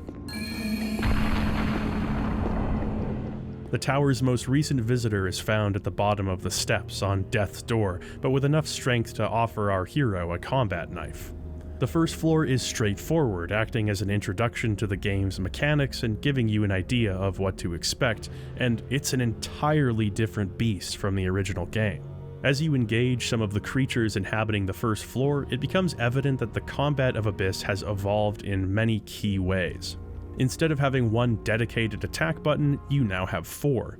L1, L2, R1, and R2 all dish out different kinds of attacks, from slashing to stabbing to overhead swings. Certain weapons are more capable of dealing certain damage types than others, and the same goes for enemies as well as their weaknesses. In a narrow passageway, wide swings will glance right off of cavern walls, so even the environment dictates how you use your weapon. Right off the bat, the combat here feels much better than in any of its sister games due to this added control. The analog FPS-style controls combined with the breadth of options during encounters truly set Abyss apart. The Kingsfield games have always worn the action RPG genre title by association, but this is the first time that action can be said without accompanying air quotes. This opening area is still connected to the world above, with natural light streaming in, allowing plant life to flourish.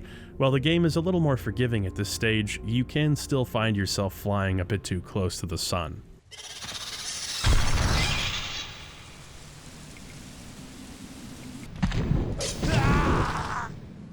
Only in persisting through this opening area and dropping through a hole in the ground against your better judgment can you become acquainted with the tower proper. You move forward through the supernaturally well-lit cavern, only to find a boat helmed by a reptilian ferryman, your own personal Charon. With little choice in the matter, you're ushered into the boat and told by the rower that you will serve your superior. The thick fog and winding caverns obscure your vision, but eventually relent, revealing a massive, fluorescently lit entryway of intelligent construction. You step off the boat, delving deeper into the caverns before opening the final door, and at last taking in a view of your fate. Welcome to the Shadow Tower.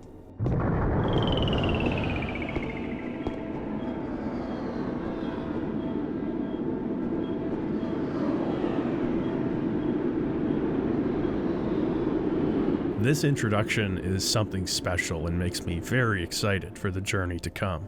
This area, referred to as the Silent Shore, is characterized by hollow, grand-scale pillars connected via bridge to one another. In the center, a massive orb of unknown origin appears to either absorb or release a bright beam of energy. Within each pillar, non-hostile inhabitants of the Abyss speak about their own history and of your inevitable fate. It seems that human visitors aren't common, but they know what you must be after: the spear. Your only direction is being told that the 7 lords must be destroyed if you wish to claim the power for yourself. Before setting off to do just that, you'll find Ariel from the original game here, although her name is now Ruru Fawn, which probably would have been localized as Lulu Fawn, but hey, when in Rome. This is actually what she was named in the original Japanese release of Shadow Tower, but it was changed in translation. She taunts you, but is curious to see you demonstrate your abilities. This introduction is paced perfectly. You're tossed into the tower with a gun and told that you're a sacrifice. Then you encounter enemies and corpses of your fellow humans strewn about. After the high-stress introduction, all of a sudden the game releases its hold on you. You're given time to absorb your otherworldly surroundings without contending with enemies or traps. The game shows you its hand. This ain't your grandpa's Shadow Tower. This is something new and exciting and horrifying in its own right. Structurally, Abyss shares a lot in common with Shadow Tower. You're not given entirely open environments to contend with, but levels that flow into each other at branching points. You're sometimes allowed to choose a direction, and that can affect which levels you'll tackle next, or even if you'll find some levels at all, but the game never lets you stray too far from your leash, and that's fine. Sometimes a leash is comfortable, and not in a sex way. Certain key items are required to activate lifts or portals, barring you from progressing too far without first building up your skills and arsenal. The first area you'll likely find is the Insect Zone. With plenty of difficult enemies who can cause stat ailments, this is throwing you to the wolves. In the early game, before you have any weapons or cues, which make a comeback as currency, you'll be desperately scrounging in each room trying to find items to help you stay alive. The principles of the original game are the same here. You have various weapons and equipment, all of which have a durability rating. Some will break almost instantly, others will last a bit longer, but ultimately they're all gonna break. Whether they do so before your sanity does is largely a question of player conscientiousness. Early on especially, your daggers and short swords are not long for this world. Due to the significantly faster pace of combat in Abyss, this forces you into a greater state of resourcefulness than before. Enemies are much quicker, especially in Insect World, where webs frequently slow you to a crawl. You want to aim your swings as carefully as possible, as dismemberment is usually the best option to disable an enemy and expend less weapon condition on their defeat. The inclusion of this dismemberment is a welcome surprise and something that just inherently makes combat more engaging. Taking out an enemy's arm will remove their combat potential. Removing their legs or vision can sometimes disrupt their movement. Some enemies will respond to the severing of a particular limb in surprising ways. Taking off an enemy's head might seem like a no-brainer, pun very much intended, but a furious, decapitated enemy can pose an even greater threat than one with their head screwed on right. Retreat is sometimes the best option, but like in the original game, Abyss will often respawn enemies in previously cleared rooms. Moving forward, broken, bruised, and penniless is often just as safe as retreating. That is to say, not. The fact that enemies respawn may seem like an annoyance, but it's actually a critical component to the machine that is Shadow Tower's gameplay. You should anticipate returning to and from save points often. The reoccurrence of enemies on the journey keeps things more challenging and engaging than if there were just an empty space to traverse. As mentioned, it also begs the question that's at the core of Abyss. Is it worth the trade-off? Push further, hoping for a save point, or go all the way back, suffering equipment wear and tear on the way? There is a much greater focus on environmental interactivity in this game. Not only in the level design, but also in the environmental objects themselves. Background clutter can be broken, revealing loot or sometimes other less pleasant surprises. Walls and obstacles can also be smashed with a well-placed swing, allowing you to move forward or even find hidden rooms if you have a keen eye. Of course, the ebb and flow of combat is changed drastically with the inclusion of firearms. You might expect them to serve the same purpose as bows in the previous game, but no, this is Shadow Tower Second Amendment Edition, bitch. Guns aren't just window dressing for your usual ranged options. They're mechanically integrated into this game in a way that pushes Abyss even further away from its brethren. You can find different guns throughout your journey. You'll start off with an M1911, but you can find revolvers, semi-automatic rifles, a MAC-11 for God's sake. There's a huge variety of guns to stumble across or purchase, although the game is balanced to accommodate these deadly new implements. Aside from weapon condition, which is still a thing for guns, there's also ammunition. It's not easily found, and that's doubly true for the more powerful guns, so it represents a precious resource for much of the game. Beyond resource limitations, using guns is a commitment that just isn't always worth the trade-off.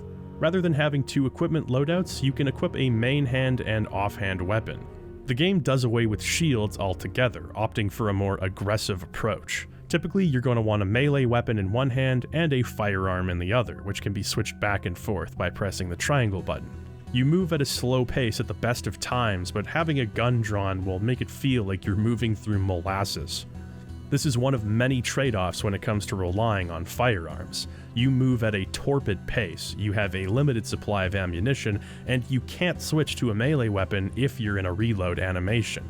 Many of the guns in this game can only have 1 or 2 rounds chambered at once, meaning you better hit what you're aiming at or you're a sitting duck. In exchange for all of these cons, you can dish out absurdly high damage to some enemies and often gain the ability to stun lock them as well. A flurry of well-placed bullets can keep the enemy from attacking or even approaching you, the keywords here being well-placed. At first, the ways that firearms work feels imprecise and difficult to gauge. Over time though, you'll likely start coming around on how they feel. A lot of the time, you'll only pull out your gun and fire when you're in a desperate situation. Suddenly, you'll be surrounded by enemies where you thought it was going to be a one-on-one engagement. Even if your melee weapons aren't broken, they won't be of much use. That's when you'll pull out your sidearm and start firing. If the game felt like a first-person shooter, the tension that Abyss creates with its tug-of-war of combat and downtime would be disrupted. I find these games already have issues maintaining the anxiety they work so hard to create. Turning the game into a run-and-gun shooter would just dispel with that notion altogether.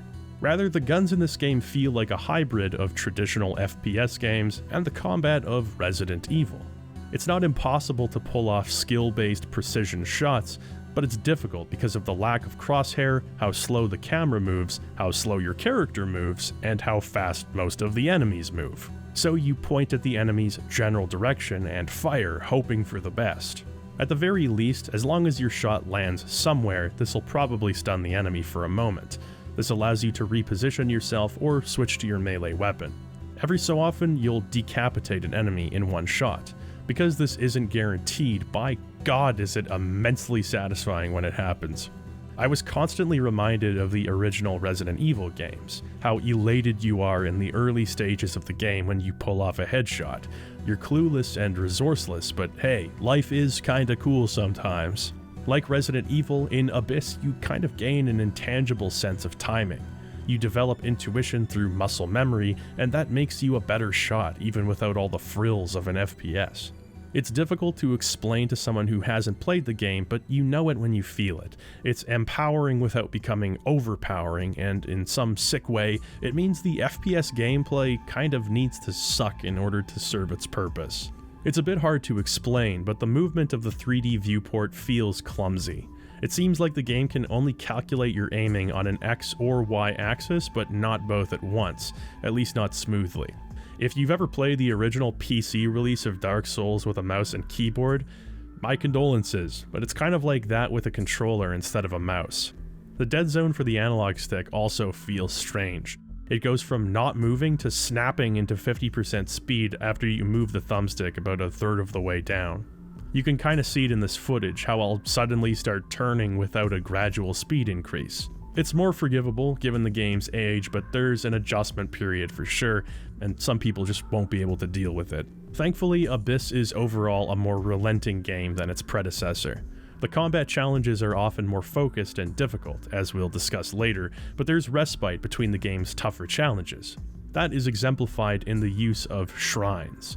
They functionally serve the same purpose as headstones did. They allow you to access various services through which you can barter your life force or cunes for resources. There have been several changes made that do alter the experience though.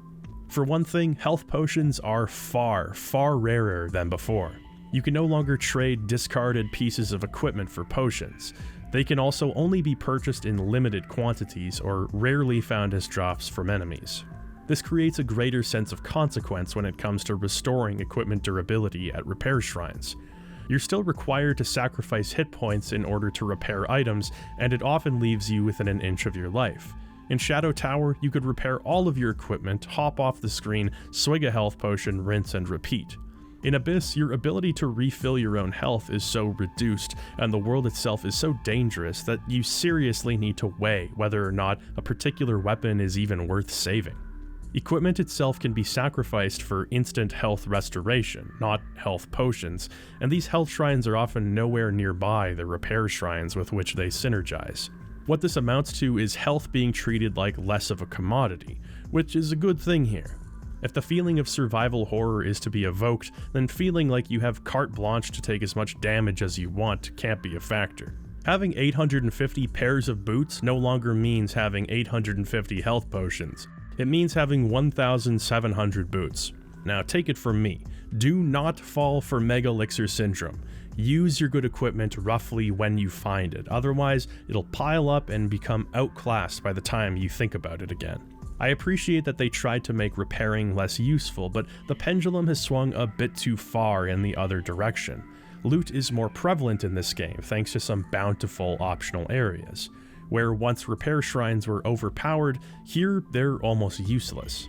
Weapons and armor are prohibitively expensive to repair, but that almost doesn't matter. With more loot guaranteed to be waiting around the next corner, you're better off selling your stuff for cunes and buying ammo or consumables with it if it's broken. On top of instant health restoration, old pieces of equipment can be traded for cunes, but it's a paltry sum most of the time. We're talking anywhere from 1 to 3 cunes at the absolute most, with broken equipment always being worth less. For reference, this is about the price of a single basic consumable or one ammo clip. The stores do sell equipment and it can be great, but that worthwhile stuff can cost up to 30 cunes. Another factor to consider is equipment load. Unlike the original game, which only took your currently equipped items into account, everything in your inventory has weight now. Equipment, rings, antidotes, ammo, everything will bring you closer to your breaking point. Once you surpass the equipment load, your speed is greatly diminished depending on how much more you're carrying than allotted. It also makes your turning speed agonizingly slow, so you're not useless in combat, but you're pretty close to it. Store shrines act as storage chests as well, allowing you to stow weapons and grab them again when necessary. This adds another layer to your decision making, as sometimes you'll have an excess of items and have to ask yourself, will I use this later, or should I just sell it? In the beginning, you'll store short swords with 2 durability left thinking, hey, I can still use this in a pinch. But as you gain power and find more items, your standards will change quite a bit. Another aspect of the game that's changed noticeably is the melee combat. Shadow Tower worked just like Kingsfield. You had a bar, you let it fill up for maximum power, you hit the enemy. It's not quite the same here. Stamina is represented by these tokens above your HP. Instead of acting as a bar that fills up, you're given a hard allotment of swings, which changes depending on the weapon being used and also some stats. This isn't a well-researched game, so I don't know what some of them do. Solvent? What am I, playing as Mr. Clean? Swinging a weapon in any which direction depletes one of your stamina charges, and they take a second to come back. Obviously, if all of them are empty, you can't do anything. Magic works the same way. It's equipped automatically alongside its associated ring, and it provides you with a number of charges as well. Like Shadow Tower, using magic at all will lower the ring's durability rating by 1, so while the strategy of moving back and forth between magic and melee to stunlock enemies is effective, it's not necessarily resource conscious. The stamina charge system here is no more or less straightforward than any of the Kingsfield games, but I find it works better for the kind of experience Abyss is trying to deliver. With a bar refilling, there's a lot of waiting around and ambiguity. Is this variable high enough to kill an enemy? It's hard to say. In Abyss, once you're familiar with your weapon and your enemy, you'll know where best to hit your target and how many swings will be required to take them down. You can plan ahead by maintaining enough charges to deal with the situation at hand. The combat system and Shrines of Abyss do resemble Shadow Tower closely enough to justify its relationship to that game as a sequel, but the changes are, for the most part, a step in the right direction.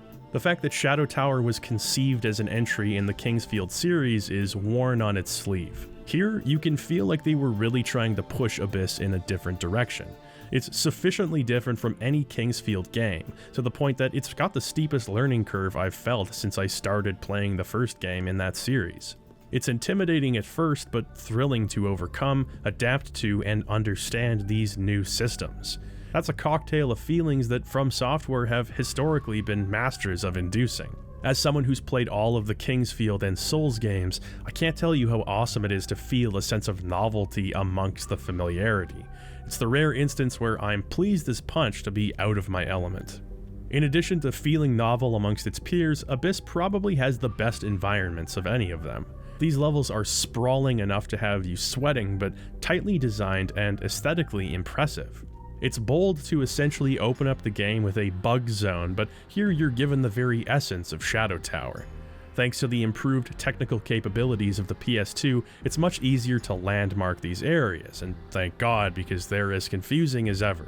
Maps scratched into the wall are not much help, but if you die as much as I did, you'll become intimately familiar with the areas around the save point. Doors in the insect area are often locked, requiring you to have special insect pieces to access them. You might find an eye in one area, or see an enemy drop an antenna. Holding on to these gives you access to deeper and deeper parts of the insect's lair. There are entire branches here that lead to difficult and entirely optional challenges. You won't know unless you go, but thankfully the game almost always rewards you for your courage. That's the benefit of having a smattering of items, cues, consumables, equipment, stat-boosting amulets. Till the very end of the game, it's exciting to see what's waiting for you in a chest, and almost always worth the trouble. A Panzerfaust? Oh, it's so over. But not for me. In one area, you'll find the Queen surrounded by minions. She's invulnerable until you find the source of her power directly above the lair. Then she's a cakewalk. There are often prerequisites involved in the levels of Abyss. You'll be introduced to a boss or exit fairly early on, but then required to delve deeper in order to access them. Once you've died over and over, short on items and desperate for the game to throw you a bone, returning to the opening area, key in hand, feels like a real homecoming. Unfortunately, what comes after the insect area is the opposite of being thrown a bone. It's like having your bones broken and then removed from your body. Goodbye, cruel bone-filled world! Boneless and afraid, you wander into the violent poison area. You walk in and start dying because, well, this is the violent poison area. In any From game, smart money goes towards antidotes at the first given opportunity, but sometimes even that isn't enough. This must be that violent poison I've been hearing so much about. The entire level is focused on having you move back and forth between a lower area and an upper one. The unavoidable poisoned air, which both causes poison status and just drains your health on its own, is the result of fumes from the noxious water underground. You need to find these gems strewn throughout the level and place them on pedestals, which purifies the water bit by bit, giving you small safe zones in the meantime. This might be From Software's cruelest poison area yet, operative word being yet. As I was writing this script, Hidetaka Miyazaki announced that Elden Ring's DLC will contain a poison swamp. He's quoted as saying, "It was only after creating it that I realized I really like to create poison swamps, and this was a little place of introspection and reflection for me. So maybe when players reach the poison swamp in the DLC, they will feel a little bit of this retrospection." I'm speechless. Much of the navigation in this level involves falling through the floor or dropping from ledges that can't be climbed back up. On top of managing your constantly draining health and poison status, you'll have to remember which holes you've already dropped down, where they lead, which pedestals still need a gem, and contend with some very powerful enemies. This is Shadow Tower Abyss's Gascoigne. This is its Taurus demon. If you can beat this area, you are fit to complete Abyss.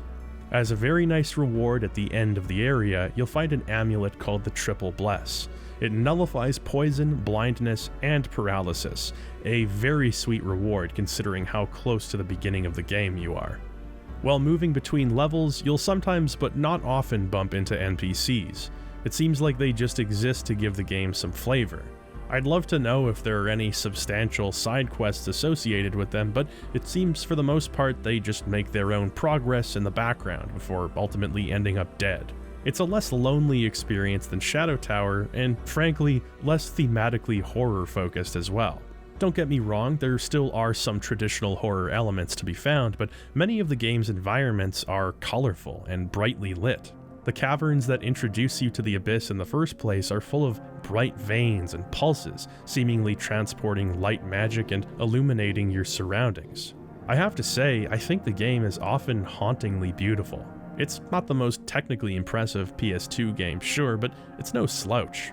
To think that the game's overseas release was cancelled due to unappealing visuals just blows my mind.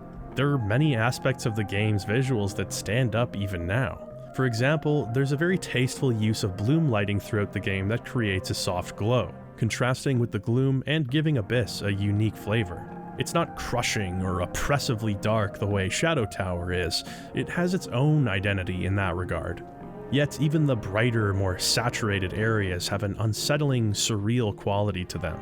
The slow movement speed gives you ample opportunity to take in many of the game's sights and sounds, and it's clear that each area is much more distinct than ever before. You gain familiarity with the aesthetic identity of each level, and yet the visual design maintains a coherent identity from beginning to end. That is to say, this game is unmistakably Shadow Tower Abyss, unlike Shadow Tower, which is mistakably Kingsfield.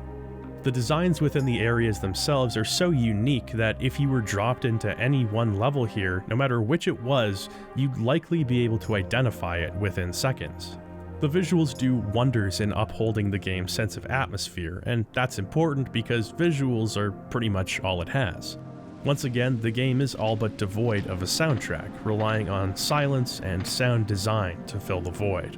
On one hand, the ambient sound effects used in levels and even the creature sounds themselves are so much more effective than Shadow Tower.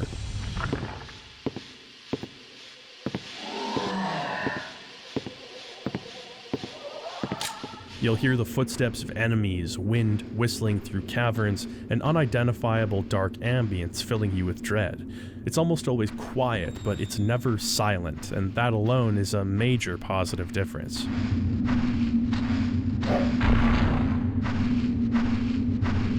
There are also brief moments where music will play, usually during area transitions, signifying that you've completed a zone.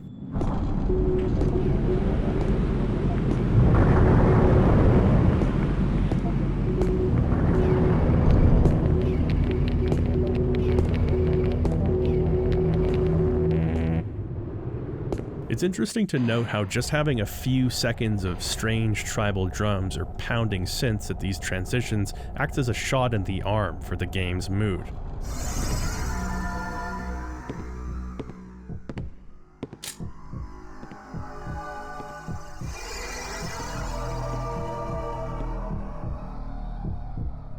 There is a tangible difference here, as Shadow Tower was committed to purely diegetic noise, aside from menu sounds.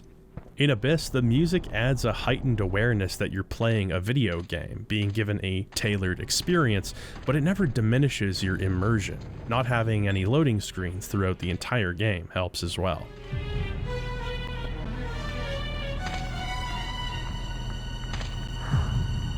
To me, that says it all. A soundtrack wouldn't have damaged the unique identity of either of these games. The easiest game to compare this to would be Kingsfield 4, since they were released closest to each other. Although I don't necessarily think that it's the better game, I find the ambience in the ancient city decidedly more effective than that of Abyss, and again, that's because of the music. I think some people will love that these games don't have music, and I can appreciate what they were trying to do, but to me, the experiment does not bear fruit. A great soundtrack can stay out of the game's way and help to build tension without being manipulative. That's exactly what Kingsfield 4's soundtrack was able to do. The brief moments in which Abyss does feature a soundtrack showcases a perfectly weird, unorthodox sound that begs to be expanded upon. But, for better or for worse, Abyss commits to the series' tradition in building horror through musical reservation. On the topic of horror, the zone following the violent poison area is the game's first foray into something more closely resembling horror. The white wall or chalkstone area is enveloped in darkness and inhabited by these worm dog things. Sometimes they'll talk to you, which makes you reconsider your life choices. Oh, how can I stay mad at this? Oh, thanks buddy, but what I really want is that axe behind you. Could you, please move out of the way now? Please? Oh, for fuck's sake, I'll come back later. This extends to other areas as well, where enemies will reward you for not shooting first and asking questions later. For the most part though, enemies are enemies. They respawn when you're not looking, move very quickly sometimes, and can easily gang up on you and shred you to pieces, especially the larger ones. By this stage in the game, it's still hard to come by weapons and armor, so you're firmly on the back foot throughout this level.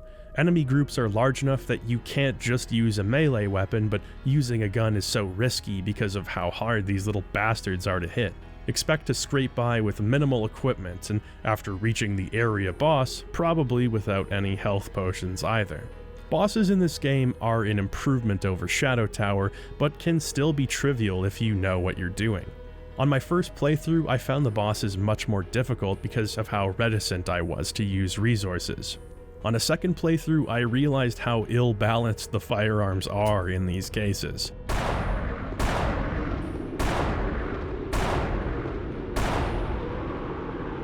It's a difficult problem to solve, but having more projectile-based attacks from the enemies would have been a good start. In general, the enemy variety in Abyss is just much less impressive than its predecessor. There are only a few enemy types per stage, sometimes only one, and occasionally none, since they just reuse old models. That's not purely a bad thing. I mean, more enemy designs obviously is better, but when the trade-off is that those enemies don't have interesting behaviors, is it really worth it? This game addresses that directly by making enemies feel unique. In their visual design, their sound design, how they can be dismembered, and most importantly, in their AI. A new enemy is a truly unpredictable factor. Their movement and attack patterns will sometimes surprise you, and they can often use the environment against you in some creative ways. Does it get a little predictable shooting dogs in the eye by the end of the Chalkstone area? Perhaps, but the fact that they remain worthy adversaries throughout compensates for that. It goes without saying that the level of model detail and animation work just towers above anything From's PS1 games had to offer. Within the Chalkstone area are two exits, one of which takes you back to the Silent Shore area. Abyss moves through its levels in mostly linear order with some deviations, not unlike the original game. You can sometimes find pathways back or side entrances to different areas altogether, but your progress is barred by keys. In order to activate the lift and move on to the next phase of the tower, you need its associated key, which is almost always dropped by an area boss. After completing the Chalkstone area and finding the Amber lift key, you'll be brought to the Scouring Rush area. This level is the most confusing maze you'll find throughout Abyss, and the fact that so many rooms resemble each other doesn't help. It's meant to suffocate you, to make you feel as if you have no quarter until you're ready to rip your hair out. Then, just shy of that point, it relents enough to rescue your ego from permanent, gruesome death. The game strikes a great balance of being intimidating without strictly being punishing. It takes two to tango, which means player willingness is important, and Abyss understands that. Hallways are inhabited by poison-spewing worms, rooms are full of difficult enemies controlled by plants with crowd control abilities. The area is rife with teleporters, holes in the floor, and hidden doors, constantly making you question your sense of direction. As steam comes out of your ears and your tongue rolls onto the ground, boom, a save point. Save points are spaced nigh perfectly from one another in Abyss. It's the definition of firm but fair. Just when you start thinking, I'm toast if I don't find a save point soon, the game says, come hither, child, thou shan't be toast this day. Even hidden doors are improved. They're just telegraphed enough for you to see if you're looking carefully, which makes you feel like a smarty pants for finding them. This level exemplifies what makes Abyss's enemies so much more interesting than the usual suspects. There are possessed versions of earlier enemies walking around these areas. They're pretty tough, don't seem to flinch all that much, and dish out high damage attacks. They're actually being controlled by these tentacles coming out of the ground, so killing them will release their grip on all enemies in the room, allowing you to just mop them up with no resistance. If you don't actually finish a tentacle off though, it'll regrow and regain control of those enemies again. It doesn't just serve as a light puzzle that mixes up how the average encounter works, but also makes full use of the dismemberment system, something that unfortunately becomes less relevant as the game goes on. In order to clear out the roots in this level and give you access to more passages, you have to find and kill this large plant in the center of the area. From there, you can use portals to retread your steps through the area, finding previously inaccessible hallways and doors. It can be a grueling experience if you're underprepared. The game doubles down on a lack of map and compass. While it's easier to navigate through Abyss, it's still a pain in the ass when it comes to places like the Scouring Rush area.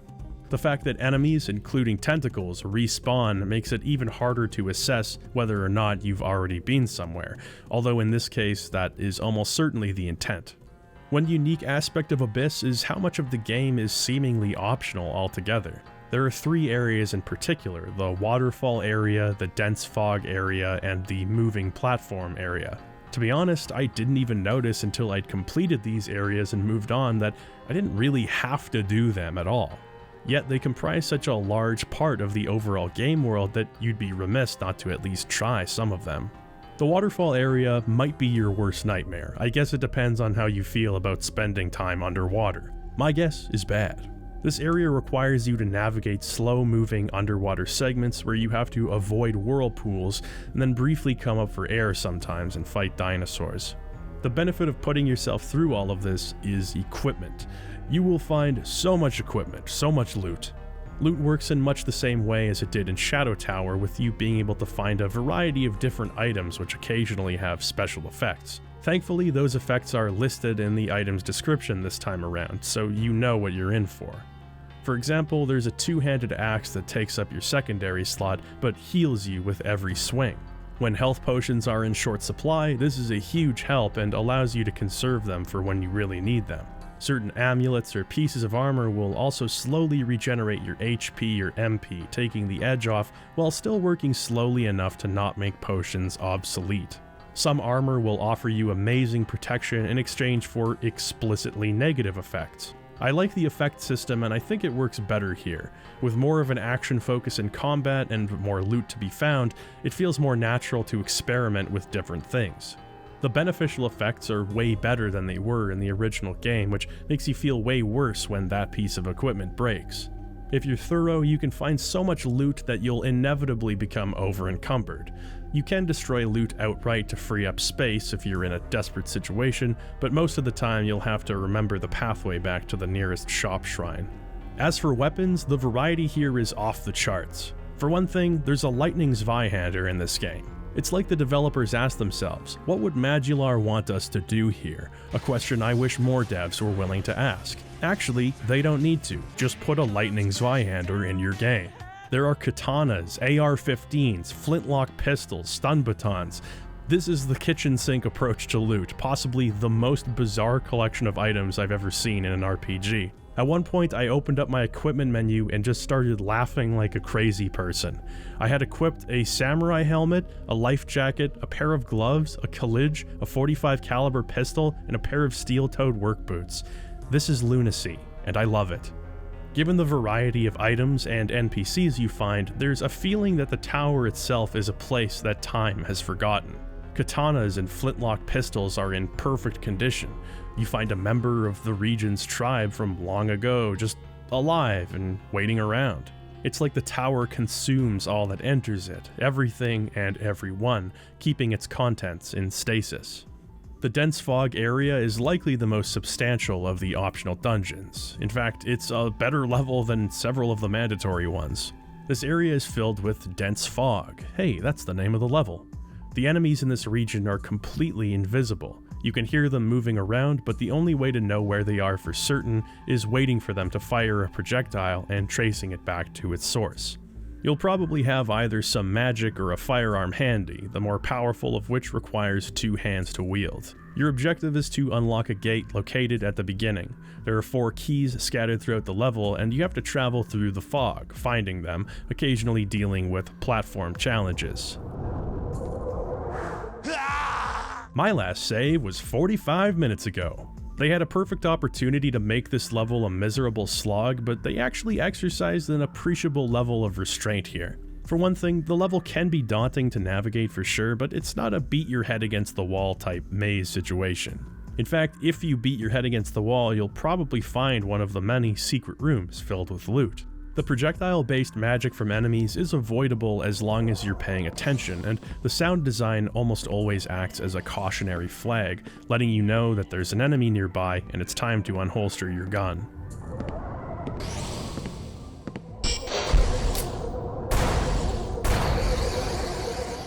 In addition to that, the fog in the area can actually be lifted if you destroy this appendage. This improves your vision and makes enemies visible. At first you'll only find it after traversing through most of the level, but after finding it once you'll realize that a well-placed shot can disable the fog from the very beginning. That's pretty cool. Directly following the dense fog zone, the moving floor area is a shorter one, but one that provides one of the heftier combat challenges in the game. For one thing, you have to time your movement to match these moving floors. Hey, that's the name of the level. You can alter their movement back and forth using switches, clearing out the robotic enemies, which explode, from each room will give you access to a ton of treasure chests, which explode. The final gauntlet of this area has you contending with a bunch of powerful flying enemies while trying to stay balanced on the moving floor. My last save was 45 minutes ago. In a classic Mission Impossible type scenario, the juiciest room at the very end of the level is full of security. Rushing in will result in death, so you'll want to take it slow and scope out the room, defeating these sentries. The last one tries to chat you up when you kill it. Now, I'm not an authority on how great the translation is for this game, but I will say most of the dialogue is sort of incomprehensible. The grammar itself is fine, but enemies and allies alike will speak in cryptic riddles. I have to admit, I didn't care much about the plot beyond whatever I could suss out lore-wise, which wasn't much. I used Google Translate on some of the dialogue in my second playthrough, and the results looked basically identical to the fan translation. It's possible some phrases or sentence structures require more of a localizer's touch. The one thing I am missing is the voice acting. If I listen closely, I can still hear him sometimes. Reaching the end of the moving floor area, your reward is a mask called the Gold Face. It raises all of your stats considerably, so it's a pretty slick reward for all of the trouble you've been through. Towards the end of the game, you'll also find Rurufon taunting you more and more often. Human who clings to life, now maybe you can kill me. Haha, want to test it? As a matter of fact, yes I do. 274th Panzer Division, bitch. I was really hoping that would kill her. One of the more interesting levels in the game is the cliff area. It's quite striking on a visual level because it's so unlike anywhere else in the series. It's brightly lit, although natural light doesn't seem to be the right phrase.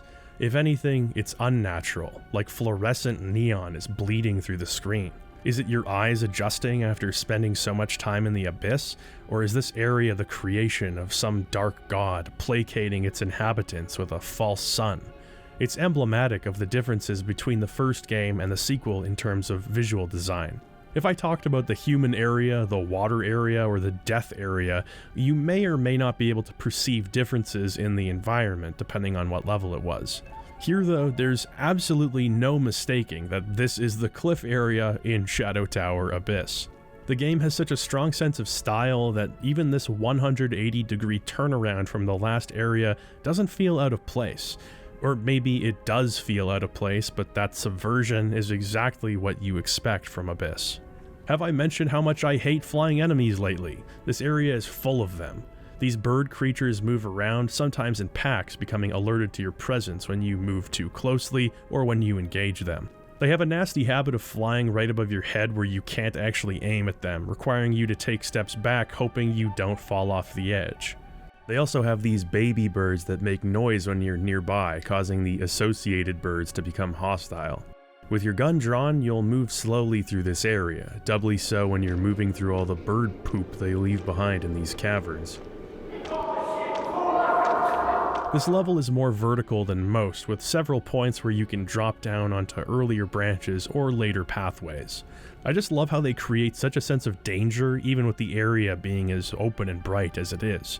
Your sense of direction is no less obscured because of that brightness. You'll find yourself retreading the same paths, yes, with all of the birds respawned again. I can't say why exactly, but this is my favorite zone in the game. Comfy is definitely the wrong word, but even with all of the threats here, there's something about it that brings me contentment. Having such a bright open area after being in so many dank, stifling zones is its own reward, and there's a tangible sense of progression you feel by this point too. You'll have a good supply of armor and weapons, guns especially. You spend most of the early game with sidearms, but now you'll have rifles and shotguns as well as the necessary rounds. This is around the point in Abyss where you feel like you're gaining command over the game world rather than the inverse. You look forward to combat encounters because you understand what you're capable of. You feel satisfied to stab baby birds in the face, not just because they're ugly and scary and you had to walk around their poop to get here, but because you know you can do so without having to double check your weapon condition or worry about what comes next. This is something that's common across almost all of From's games. I mentioned it while talking about Shadow Tower, this sort of moment of empowerment, if you will. It's not necessarily one moment really, but a gradient. From starting off with almost no equipment and very little idea how to play the game, to finding confidence in exploring the unknown. It's a very difficult balance to strike, and I think Abyss does a better job of striking it than any From game that came before. For one thing, having an equipment load in your inventory itself is a good way of preventing you from reaching an overpowered status. Yes, you'll still collect more items and better gear and overall become more comfortable squaring off against enemies, but you can't become a walking battalion. The majority of your gear is going to be stored at a shop shrine, and it's hard to predict what weapons will be good for what occasion. You can bring all of your guns for versatility's sake, but that doesn't leave much room for melee weapons or armor. What happens if there's acid that chews through your gear? You'll become more familiar with everything, and sure, that makes subsequent playthroughs easier, but isn't that part of the fun in From Software's games? The feeling of increasing power isn't perfectly balanced, particularly with certain weapons like the Mach 11, which just shreds enemies to pieces and stunlocks them. But it's a far sight better than Shadow Tower 1. At the very least, weapons like the Mach 11 are very expensive, and limiting the amount of ammo or healing potions you can purchase at any given shop was the right move. More than anything, I think Abyss feels more properly balanced because it's more of an action game than an RPG. Soul pods still exist in very limited quantities, but stats, including your health and equipment load, are largely dictated by your equipment itself. There's an upper limit to how powerful you can be depending on how far you've already come. Not only that, but combat is more a matter of player skill. Again, not entirely and not perfectly, but that's the direction Abyss has moved in. Relying less on stats, more about resourcefulness and reflexes. Having no health potions will make any given level a challenge, but there's always room for success if you play well. Following the cliffs area is the Red Desert area. The feeling here is apocalyptic and forlorn. Your vision is obscured by a hazy border as though sand is blowing into your eyes. Mutated humanoids wander aimlessly through these makeshift mass grave sites, and the ruin of what came before crumbles all around you. The gimmick here is a little annoying, but thankfully the area is pretty straightforward. You'll periodically hear a tiny little scream. Kinda sounds like a roller coaster tycoon guest on the shuttle loop. Every time the scream comes up, you lose health. So from the moment you set foot in the Red Desert, there's an urgency to find out the source of this dark magic and stop it. As it turns out, the source is the spear itself, the treasure that brought you here in the first place. You reach out to touch it, but your effort is futile as it crumbles before you. Another mutated creature arrives to reluctantly test your might. As much as I wish I could say this results in an epic boss battle, well, at the risk of repeating myself, guns. The final real level here is called the Illusion Area, and it's almost like the game is giving you a break at this point. The level is very straightforward, despite its name. I'm starting to think that From Software doesn't understand what the word illusion means. You just move through portals and defeat enemies whose pathfinding is so restrictive, it almost comes across as a humiliation ritual for them. Like the previous spooky house in Shadow Tower, I really love the way this area looks. The haunted castle vibe inhabited by pestas is just chef's kiss great. The light bleeding through the windows is color-coded, which, on top of lending to the killer vibe, helps you with navigation. Not that you need it, unfortunately. I wish there were more to say here, but it feels like this final area is over before you know it. The enemies barely react to you, they can't be dismembered anymore, and the level is simple. It kinda makes me feel like the end of the game was rushed a bit. The surplus of loot also all but guarantees you can just have your strongest gun ready to fire at everything at all times. Trigger discipline be damned.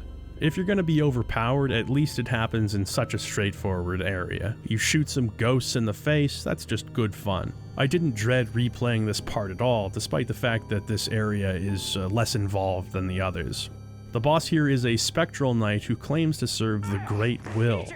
Elden Ring reference much? And no matter how you go about it, it poses little challenge. Speaking of little challenge, onward to the final boss. Let me be positive here and say the build-up is fantastic. Throughout the game, you see these veins transporting light through the tower. At last reaching the final spiral ramp, you see that all of the energy is leading here. The use of that pulsing lighting is so visually striking and beyond any shadow of a doubt shows you in which direction your destiny awaits.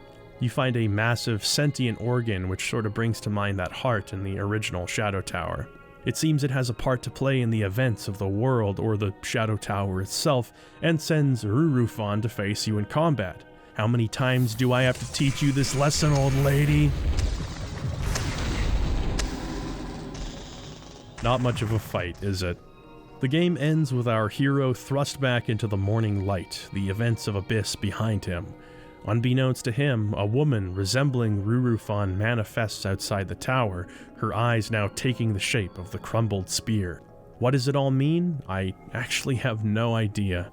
Perhaps a spirit once manifested the spear and now uses her as a vessel. Perhaps the true evil still lurks in the rubble and uses its great will to orchestrate events outside the tower. Perhaps like many of the stories told by From Software, we are merely part of a cycle that will continue everlong. Whatever the case, if this Rurufon turns out to be evil, I have it on good authority that a Mach 11 will be enough to save the day.